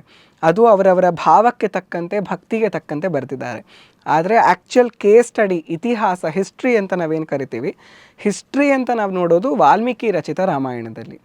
ಅದರ ಸುತ್ತ ತುಂಬ ಮಿಸ್ಕನ್ಸೆಪ್ಷನ್ಸ್ ಇದೆ. ಇವಾಗಲೇ ನೀವು ಹೇಳಿದ ಹಾಗೆ ರಾಮ ಮಾಂಸಾಹಾರಿ ಅಂತ ಹೇಳೋದು, ಅವ್ರು ತಿನ್ನೋ ಆಹಾರನ ಜಸ್ಟಿಫೈ ಮಾಡ್ಕೊಳ್ಳೋದಕ್ಕೆ ರಾಮನ ಮೇಲೆ ಆ ಭಾರ ಹಾಕೋದು, ಅಹಲ್ಯೆ ಕಲ್ಲಾಗಿದ್ಲು ಅಂತ ಹೇಳೋದು. ರಾಮ ಸೇತುವೆ ರಾಮ ಅಂತ ಹೆಸರು ಬರೆದಿದ್ದಕ್ಕೆ ಅದು ತೇಲ್ತು ಅಂತ ಹೇಳೋದು, ಲಕ್ಷ್ಮಣ ರೇಖೆ ಹಾಕದ ಅಂತ ಹೇಳೋದು, ಇದ್ಯಾವುದೂ ರಾಮಾಯಣದಲ್ಲಿಲ್ಲ. ಮೂಲ ರಾಮಾಯಣದಲ್ಲಿ ಇದ್ಯಾವುದೂ ಇಲ್ಲ. ಮತ್ತು ಇನ್ನೊಂದು ತುಂಬ ದೊಡ್ಡ ವಿಷಯ ಏನು ಅಂದರೆ, ರಾಮಾಯಣದಲ್ಲಿ ರಾವಣನನ್ನು, ಮಹಾಭಾರತದಲ್ಲಿ ಕರ್ಣನನ್ನು ಹೀರೋ ಥರ ತೋರಿಸೋದಕ್ಕೆ ಪ್ರಯತ್ನ ಮಾಡೋದು. ಇದ್ಯಾವಾಗ ಆಗತ್ತೆ ಅಂದರೆ ನಾವು ಒರಿಜಿನಲ್ ಗ್ರಂಥ ಓದಿದ್ದಾಗ. ಮೂಲ ವಾಲ್ಮೀಕಿ ರಾಮಾಯಣದಲ್ಲಿ ರಾವಣನನ್ನು ರೇಪಿಸ್ಟ್ ಅಂತಾನೆ ವಾಲ್ಮೀಕಿಗಳು ಕರೆಯೋದು. ತುಂಬ ಪ್ರಸಂಗಗಳು ಆ ಥರ ಬರುತ್ತೆ, ತುಂಬ ಜನಗಳ ಮೇಲೆ ಆತ ಅತ್ಯಾಚಾರವನ್ನು ಮಾಡಿದ್ದಾನೆ. ಆದರೆ ಅದನ್ನು ಇತ್ತೀಚೆಗೆ ತುಂಬ ಟ್ರೆಂಡ್ ಆಗ್ತಿರೋದು ಇದು ಏನಂದರೆ, ಯಾರು ಹೀರೋನೋ ಅವ್ರಿಗೆ ಸಪೋರ್ಟ್ ಮಾಡಿದೆ, ವಿಲನ್ಗೆ ಸಪೋರ್ಟ್ ಮಾಡಿದ್ರೆ ನಾವು ಒಂದು ಸ್ವಲ್ಪ ಕೂಲ್ ಆಗಿರ್ತೀವಿ, ಬೇರೆಯವ್ರಿಗಿಂತ ಚೆನ್ನಾಗಿ ಕಾಣಿಸ್ತೀವಿ ನಾವು ಅಂತ ಜನಗಳ ಮೈಂಡ್ಸೆಟ್ ಆ ಥರ ಆಗೋಗಿದೆ. ಸೊ ಈ ಥರ ತುಂಬ ಮಿಸ್ಕನ್ಸೆಪ್ಷನ್ಸ್ ರಾಮಾಯಣದ ಬಗ್ಗೆ ಇದೆ. ಈಗ ಅನೇಕ ಕುರುಹುಗಳಿದ್ರೂ ಹಲವಾರು ಜನ ಪ್ರಶ್ನೆ ಮಾಡ್ತಾರೆ, ರಾಮಾಯಣ ನಡೆದಿದೆಯಾ, ಅದಕ್ಕೆ ಪ್ರೂಫ್ ಏನಾದರೂ ಇದೆಯಾ ಅಂತ ಕೇಳ್ತಾರೆ. ಸೊ ಅಂಥವ್ರಿಗೆ ನಿಮ್ಮ ಆನ್ಸರ್ ಏನಾಗಿರುತ್ತೆ? ಫಸ್ಟ್ ಆಫ್ ಆಲ್, ರಾಮಾಯಣ ಅವರಿಗೆ ಪ್ರೂಫ್ ಬೇಕು ಅಂತ ಕೇಳೋರು 2 ಥರದ ಜನ ಇರ್ತಾರೆ. ಮೊದಲನೇದು, ಪ್ರೂಫ್ ಕೊಟ್ಟರೆ ಅಂದರೆ ನಿಜವಾಗ್ಲೂ ಪ್ರೂಫ್ ಏನಿದೆ ಅಂತ ತಿಳ್ಕೊಳ್ಳೋದಕ್ಕೆ ಪ್ರಯತ್ನ ಮಾಡೋರು. ಎರಡನೆಯವರು ಏನು ಪ್ರೂಫ್ ಕೊಟ್ಟರು ನಂಬೋದಕ್ಕೆ ರೆಡಿ ಇಲ್ದಿರೋರು. ಎರಡನೆಯವ್ರ ಹತ್ರ ಮಾತಾಡಿ ಪ್ರಯೋಜನ ಇಲ್ಲ. ಕೃಷ್ಣ ಹೇಳ್ತಾನೆ ಭಗವದ್ಗೀತೆಯಲ್ಲಿ, ಯಾರು ಇದ್ರ ಬಗ್ಗೆ ಆಸಕ್ತಿನೇ ಇಟ್ಕೊಳ್ಳೋದಿಲ್ವೋ ಇಂತಹ ಜ್ಞಾನದ ಬಗ್ಗೆ, ಅವ್ರ ಹತ್ರ ನೀನು ಮಾತಾಡಲೇಬೇಡ ಅಂತ. ಯಾಕಂದರೆ ಟೈಮ್ ವೇಸ್ಟ್ ಅದು. ನಾವು ತುಂಬ ಜನಗಳು ಅದೇ ಥರ ನೋಡೋದು ಇವಾಗ. ಅವರವರು ನಂಬಿರೋಂತಹ ಮತಗಳ ಬಗ್ಗೆ ಅವರು ಪ್ರಚಾರ ಮಾಡುವಾಗ ರಾಮ ಕಾಲ್ಪನಿಕ ಅಂತ ಹೇಳೋದಕ್ಕೆ ಶುರು ಮಾಡ್ತಾರೆ. ಬೇರೆ ಮತದವ್ರು ಬಿಡಿ, ನಮ್ಮವರೇ ತುಂಬ ಜನ ಈ ಥರ ಮಾತಾಡೋದಕ್ಕೆ ಶುರು ಮಾಡ್ತಾರೆ. ರಾಮ ಮಂದಿರ ನಾವು ನೋಡಿದ್ವಲ್ಲ, ನಿರ್ಮಾಣ ಆಗಬೇಕಾದ್ರೆ ಎಷ್ಟು ಜನಗಳು ಅಡ್ಡಿ ಮಾಡಿದ್ರು. ನಮ್ಮವರು ಅಂತಾನೆ ಜನಗಳು ನೋಡೋರು ರಾಮನೇ ಕಾಲ್ಪನಿಕ, ಇನ್ನು ಅವನ ಜನ್ಮಸ್ಥಳ ಹೆಂಗಾಗತ್ತೆ ಆ ಥರ ಮಾತಾಡೋದಕ್ಕೆ ಶುರು ಮಾಡಿದ್ರು. ಸುಪ್ರೀಂ ಕೋರ್ಟಲ್ಲಿ ಅದು ರಿಸಾಲ್ವ್ ಆಯಿತು. ಈ ಥರ ಜನಗಳು ಯಾಕೆ ಹೀಗೆ ಮಾಡ್ತಾರೆ ಅಂದರೆ, ಅವ್ರು ನಂಬೋದಕ್ಕೆ ರೆಡಿ ಇರೋದಿಲ್ಲ. ನೀವು ಏನೇ ಪ್ರೂಫ್ಗಳು ಕೊಟ್ಟರೂ ಕೂಡ ಅವರಿಗೆ ಬೇಕಿರಲ್ಲ ಅದು. ಅಂಥವ್ರ ಹತ್ರ ಮಾತಾಡೋದಕ್ಕೆ ಹೋಗಬೇಡಿ ಅಂತ ನನ್ನ ಅಭಿಪ್ರಾಯ. ಇನ್ನು ನೀವು ಪ್ರೂಫ್ಗಳನ್ನ ಹೋದರೆ ತುಂಬ ಪ್ರೂಫ್ಗಳು ಸಿಗುತ್ತೆ. ಒಂದು ಫಿಸಿಕಲ್ ಪ್ರೂಫ್ಗಳು ನಿಮಗೆ ರಾಮ ಸೇತುವೆಯಿಂದ ಹಿಡಿದು ತುಂಬ ಭಾರತದಲ್ಲಿ ರಿಮೇನ್ಸ್ ಅಂತ ಹೇಳ್ತೀವಿ, ಆರ್ಕಿಯಾಲಜಿಕಲ್ ರಿಮೇನ್ಸು, ಅದೆಲ್ಲ ಸಿಗ್ತಾ ಹೋಗುತ್ತೆ. ಆದರೆ ನಾವು ಟೈಮ್ನ ನೋಡೋದಾದರೆ, ನಿಲೇಶ್ ಓಕ್ ಅಂತ ಒಬ್ಬರು ರಿಸರ್ಚರ್ ಇದ್ದಾರೆ. ಇದುವರೆಗೂ ರಾಮಾಯಣದ ಬಗ್ಗೆ ಮತ್ತು ಮಹಾಭಾರತದ ಬಗ್ಗೆ ಇಂಥದ್ದೇ ಟೈಮಲ್ಲಿ ನಡೆದಿದ್ದು ಅಂತ ತುಂಬ ಜನಗಳ ಅಭಿಪ್ರಾಯ ಕೊಟ್ಟಿದ್ದಾರೆ. ಆದರೆ ಅದು ಯಾವುದು 100% ಫ್ಯಾಕ್ಚುಯಲ್ ಅಂತ ಅನಿಸೋದಿಲ್ಲ. ನಿಲೇಶ್ ಓಕ್ ಅವ್ರದ್ದು ಮಾತ್ರ 100% ಕ್ರಾಸ್ ಚೆಕ್ ಮಾಡಿದರೂ ಕೂಡ ಫ್ಯಾಕ್ಚುಯಲ್ ಅಂತ ಅನಿಸುತ್ತೆ. ಹೇಗೆ ಅವರು ಆ ಥರ ಟೈಮಿಗೆ ಬರ್ತಾರೆ ಅಂದರೆ, ಫಾರ್ ಎಕ್ಸಾಂಪಲ್ ನಾನು ಮಹಾಭಾರತದ ಒಂದು ಎಕ್ಸಾಂಪಲ್ ತಗೊಳ್ತೀನಿ. ಅಪಶಕುನಗಳು ನಡೀತಾ ಇದೆ ಯುದ್ಧಕ್ಕೆ ಮುಂಚೆ ಅಂತ ವ್ಯಾಸರು ಧೃತರಾಷ್ಟ್ರನ ಹತ್ರ ಮಾತಾಡೋಕ್ಕೆ ಹೋಗ್ತಾರೆ. ಆವಾಗ ಅವ್ರು ಹೇಳ್ತಾರೆ, ಅರುಂಧತಿ ವಸಿಷ್ಠನಿಗಿಂತ ಮುಂದೆ ನಡೀತಾ ಇದ್ದಾಳೆ ಅಂತ. ಇವತ್ತು ನಾವು ಆಕಾಶದಲ್ಲಿ ನೋಡಿದ್ರೆ ಅರುಂಧತಿ ಹಿಂದೆ ಇರ್ತಾಳೆ, ವಸಿಷ್ಠ ಮುಂದೆ ಇರ್ತಾರೆ. ಆ ಥರ ಬರೋದಕ್ಕೆ ಸಾಧ್ಯನೇ ಇಲ್ಲ ಅಂತ ತುಂಬ ಜನಗಳ ವಾದ. ಹಾಗಾಗಿ ಇದು ಕಾಲ್ಪನಿಕ ಅಂತ. ನಿಲೇಶ್ ಓಕ್ ಅವರು ತುಂಬ ಚೆನ್ನಾಗಿ ರಿಸರ್ಚ್ ಮಾಡಿ ಯಾವ ಸಮಯದಲ್ಲಿ ಹಾಗೆ ಅರುಂಧತಿ ವಸಿಷ್ಠನ ಮುಂದೆ ಹೋಗ್ತಿದ್ಲು ಅದನ್ನು ಫಸ್ಟು ಕಂಡು ಹಿಡ್ಕೊಳ್ತಾರೆ. ಅದನ್ನು ಬೇರೆ ರಿಸರ್ಚರ್ಸ್ ಬಿಟ್ಟಿರ್ತಾರೆ, ಇದು ಏನೋ ಸೇರ್ಕೊಂಡಿರ್ಬೇಕು, ಆಮೇಲೆ ಇದು ನಿಜವಾದ ಮಹಾಭಾರತದಲ್ಲಿ ಇಲ್ವೇನೋ ಅಂತ. ಇವರು ಅದನ್ನು ತಗೊಳ್ತಾರೆ. ಬೇರೆ ಎಲ್ಲ ಆಸ್ಟ್ರೋನಾಮಿಕಲ್ ಈವೆಂಟ್ಸ್ ಈ ಥರ ಡಿಸ್ಕ್ರಿಪ್ಷನ್ ಸಿಗುತ್ತೆ, ನಿಮಗೆ ತುಂಬ ಡಿಸ್ಕ್ರಿಪ್ಷನ್ ಸಿಗುತ್ತೆ. ಇಂಥ ಸಮಯದಲ್ಲಿ ಈ ಥರ ಘಟನೆಗಳು ನಡೀತಿತ್ತು, ಆಕಾಶದಲ್ಲಿ ಏನೆಲ್ಲ ವ್ಯತ್ಯಾಸಗಳಾಗ್ತಿತ್ತು, ಸುತ್ತಮುತ್ತ ಏನು ವ್ಯತ್ಯಾಸಗಳಾಗ್ತಿತ್ತು, ಅದನ್ನು ನೀವು ಟೈಮ್ ಲೈನಿಗೆ ಹಾಕ್ಕೊಂಡು ಬಂದರೆ ಒಂದು ಟೈಮ್ ನಿಮಗೆ ಸಿಗುತ್ತೆ. ನಿಲೇಶ್ ಓಕ್ ಅವರು 7500 ವರ್ಷದ ಹಿಂದೆ ಮಹಾಭಾರತ ಯುದ್ಧ ನಡೆದಿರೋದು, 14,000 ವರ್ಷಗಳ ಹಿಂದೆ ರಾಮಾಯಣ ನಡೆದಿರೋದು ಅಂತ ಕನ್ಕ್ಲೂಷನ್ನ ಕೊಡ್ತಾರೆ. ಅವ್ರ ಕನ್ಕ್ಲೂಷನ್ನು ಆ್ಯಕ್ಚುಲಾಗಿ ನಾವು ವೆರಿಫೈ ಮಾಡಬಹುದು. ವಾಲ್ಮೀಕಿ ರಾಮಾಯಣದಲ್ಲಿ ತುಂಬ ನಮಗೆ ಈ ಥರ ಮೆನ್ಷನ್ಸ್ ಸಿಗುತ್ತೆ, ಎಲ್ಲೆಲ್ಲಿ ಏನೇನು ನಡೀತಿತ್ತು ಅದೆಲ್ಲ. ನಾವು ಫಾರ್ ಎಕ್ಸಾಂಪಲ್ ಸರಸ್ವತಿ ನದಿ ನೋಡ್ತೀವಿ, ಸರಸ್ವತಿ ನದಿ ಇವತ್ತಿಲ್ಲ, ಅವತ್ತಿತ್ತು, ಯಾವ ಟೈಮ್ ಅದು, ಅದೆಲ್ಲ ಅವರು ರಿಸರ್ಚ್ ಮಾಡ್ಕೊಂಡು ಬರ್ತಾರೆ. ಆರ್ಕಿಯಾಲಜಿಕಲ್ ಈವೆಂಟ್ಸ್ನ ಕೂಡ ಅವ್ರು ತೊಗೊಂಡು ಎರಡನ್ನೂ ಸೇರಿಸಿ ಒಂದು ರಿಸರ್ಚನ್ನು ಕೊಡ್ತಾರೆ. ಇವಾಗ 14,000 ವರ್ಷಗಳ ಹಿಂದೆ ಅಂದರೆ ಇಂಡಸ್ ವ್ಯಾಲಿ ಸಿವಿಲೈಸೇಷನ್ದೇ ಸ್ವಲ್ಪ ರಿಮೈನ್ಸ್ ಸಿಕ್ಕಿದೆ ನಮಗೆ. ಅಷ್ಟು ಹಿಂದಿಂದು ನಮಗೆ ರಿಮೈನ್ಸು ತುಂಬ ಕಡಿಮೆ ಸಿಗೋದು, ಆದರೂ ಆರ್ಕಿಯಾಲಜಿಕಲ್ ಸರ್ವೇಸಲ್ಲಿ ನಮಗೆ ಸಿಗುತ್ತೆ. ದ್ವಾರಕಾ ಅಂತೂ ಇವತ್ತು ಕಣ್ಣು ಮುಂದೆನೇ ಹಾಗೇ ಇದೆ. ಹಾಗಾಗಿ ಈ ಥರ ಸಾಕಷ್ಟು ಪ್ರೂಫ್ಗಳಿದೆ, ನಂಬೋದಕ್ಕೆ ನಾವು ರೆಡಿ ಇರಬೇಕು ಅಷ್ಟೇ. ನೆಬ್ಯುಲಾ ಬಗ್ಗೆ ಹೇಳ್ತೀರಾ? ನೆಬ್ಯುಲಾ ಅಂತ ಅದೊಂದು ಆಕಾಶಕಾಯದಲ್ಲಿ, ಸೊ ಅದ್ರದ್ದು ಶೇಪ್ ಎಲ್ಲ ನೋಡಿದಾಗ ಡಮರುಗ ಅಂತ ಹೇಳ್ತೀರಾ. ಆಮೇಲೆ ಏನಂದರೆ ಅದು ವಿಜ್ಞಾನ ಆಮೇಲೆ ನಮ್ಮ ರಾಮಾಯಣ ಅಂದರೆ ಅದು ಎಲ್ಲೂ ಅದನ್ನು ಕ್ರಾಸ್ ಮಾಡೋದಿಲ್ಲ, ನಮ್ಮ ಮೂಢನಂಬಿಕೆ ಅನ್ನೋದು ಅಲ್ಲಿ ಬರೋದೇ ಇಲ್ಲ. ಸೊ ಅದೆಲ್ಲ ನಡೆದಿದೆ ಅನ್ನೋದಕ್ಕೆ ಅದೊಂದು ಪ್ರೂಫ್ ಆಗಿ ನೀವು ಒಂದು ಎಕ್ಸಾಂಪಲು ಶಿವಕಥಾಮೃತ ಅನ್ನೋದರಲ್ಲಿ ಹೇಳಿದ್ದೀರ. ಸೊ ಹಾಗಿದ್ದಾಗ ನೀವು ರಾಮಾಯಣದ ಬಗ್ಗೆ ತಿಳ್ಕೊಳ್ಳೇಬೇಕಾಗಿರುವಂಥ ಒಂದು ಕೆಲವೊಂದು ಸಂದರ್ಭಗಳಲ್ಲಿ ಯಾವುದಾದ್ರೂ ಒಂದು ಕುರುಹು ಜಾಗಕ್ಕೆ ನೀವು ಹೋಗಿದ್ದೀರಾ? ಅದ್ರ ಬಗ್ಗೆ ನೋಡಿ ನೀವೇನಾದರೂ ಅದ್ರ ಬಗ್ಗೆ ಏನಾದರೂ ನಾನು ಪರ್ಸ್ನಲಿ ಇದುವರೆಗೂ ಹೋಗೋದಕ್ಕೆ ಅವಕಾಶ ಸಿಕ್ಕಿಲ್ಲ ನನಗೆ. ಆದರೆ ಖಂಡಿತ ನಾನು ಅದ್ರ ಬಗ್ಗೆ ಒಂದು ಡಾಕ್ಯುಮೆಂಟ್ರಿ ಇದೆ ಹಾಟ್‌ಸ್ಟಾರಲ್ಲಿ, if I am not wrong. ಹಾಟ್‌ಸ್ಟಾರಲ್ಲಿ ಒಂದು ಡಾಕ್ಯುಮೆಂಟ್ರಿ ಇದೆ. ಕಿಷ್ಕಿಂಧ ಇದೆ ಅಲ್ವಾ, ನಮ್ಮ ಹಂಪಿಯಲ್ಲಿ ನಮಗೆ ತುಂಬ ಕುರುಹುಗಳು ಸಿಗುತ್ತೆ. ಅಲ್ಲಿ ಡಿಸ್ಕ್ರಿಪ್ಷನ್ ಹೇಗಿದೆ ರಾಮಾಯಣದಲ್ಲಿ ಅದೇ ಥರ ಸಿಗುತ್ತೆ.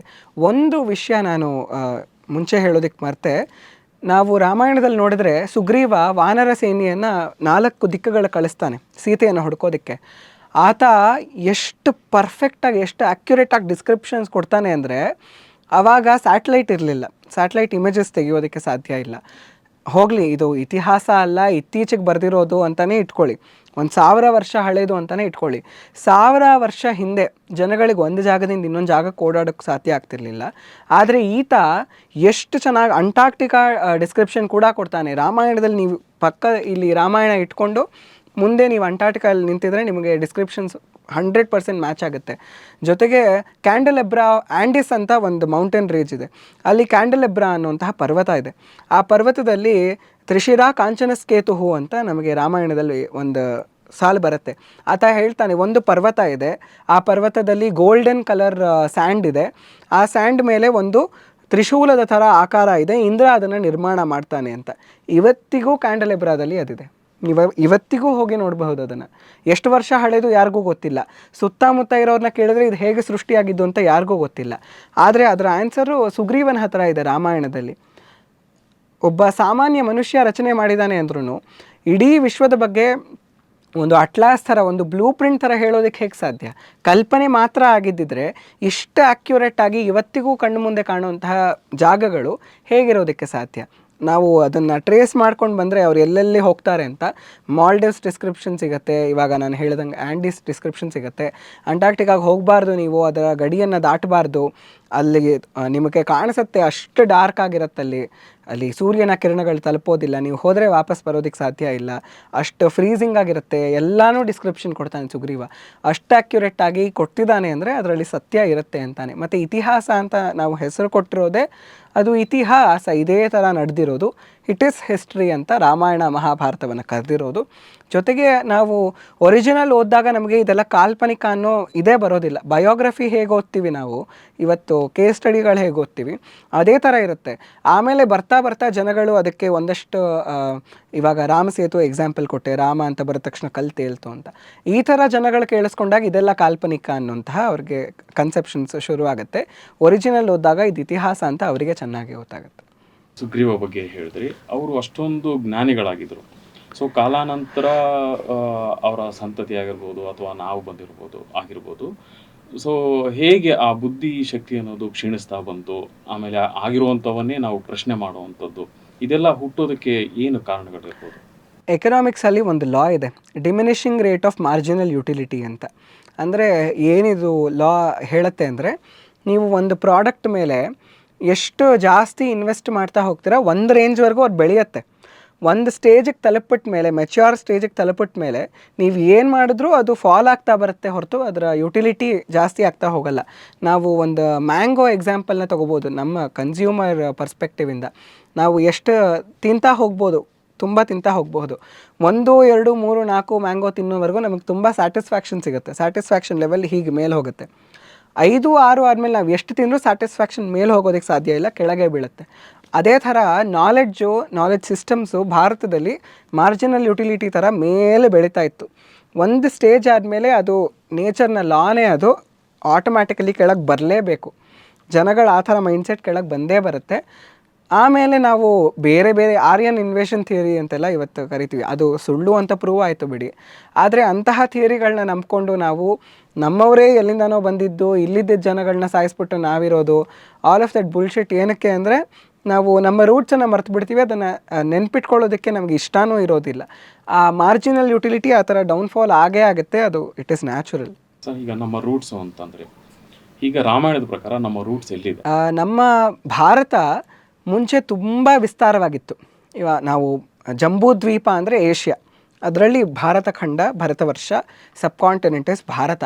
ಮಹಾಭಾರತನೂ ಅಷ್ಟೇ ಅಖಂಡ ಭಾರತ ಅಂತ ನಾವೇನು ಕರಿತೀವಿ ಅದು ಮಹಾಭಾರತದಲ್ಲೂ ಸಿಗುತ್ತೆ, ರಾಮಾಯಣದಲ್ಲೂ ಸಿಗುತ್ತೆ. ತುಂಬ ಮಟ್ಟಕ್ಕೆ ನಾವು ಎಲ್ಲ ಕಡೆ ಹರಡಿದ್ವಿ ಭೂಮಿಯಲ್ಲಿ. ವೆಸ್ಟಲ್ಲಿ ನಾವೇನು ಕರಿತೀವಿ ಅಲ್ಲಿ ಇವಾಗ ನಾವು ಇಂಡಸ್ ವ್ಯಾಲಿ ಸಿವಿಲೈಸೇಷನ್ನು, ಅದಕ್ಕೆ ಮುಂಚೆ ಸ್ವಲ್ಪ ಅಲ್ಲಿ ಅಂಥ ಏನು ಡೆವಲಪ್ಮೆಂಟ್ಸ್ ಇರಲಿಲ್ಲ. ರಾಮಾಯಣ ಮಹಾಭಾರತಗಳಲ್ಲಿ ನಮಗೆ ಎಲ್ಲ ಕಡೆಯಿಂದ, ಮಹಾಭಾರತದಲ್ಲಂತೂ ಕುರುಕ್ಷೇತ್ರ ಯುದ್ಧಕ್ಕೆ ಎಲ್ಲ ಕಡೆಯಿಂದ ಬರ್ತಾರೆ, ಸೇನೆಗಳು ಎಲ್ಲ ಕಡೆಯಿಂದನೂ ಬರುತ್ತೆ.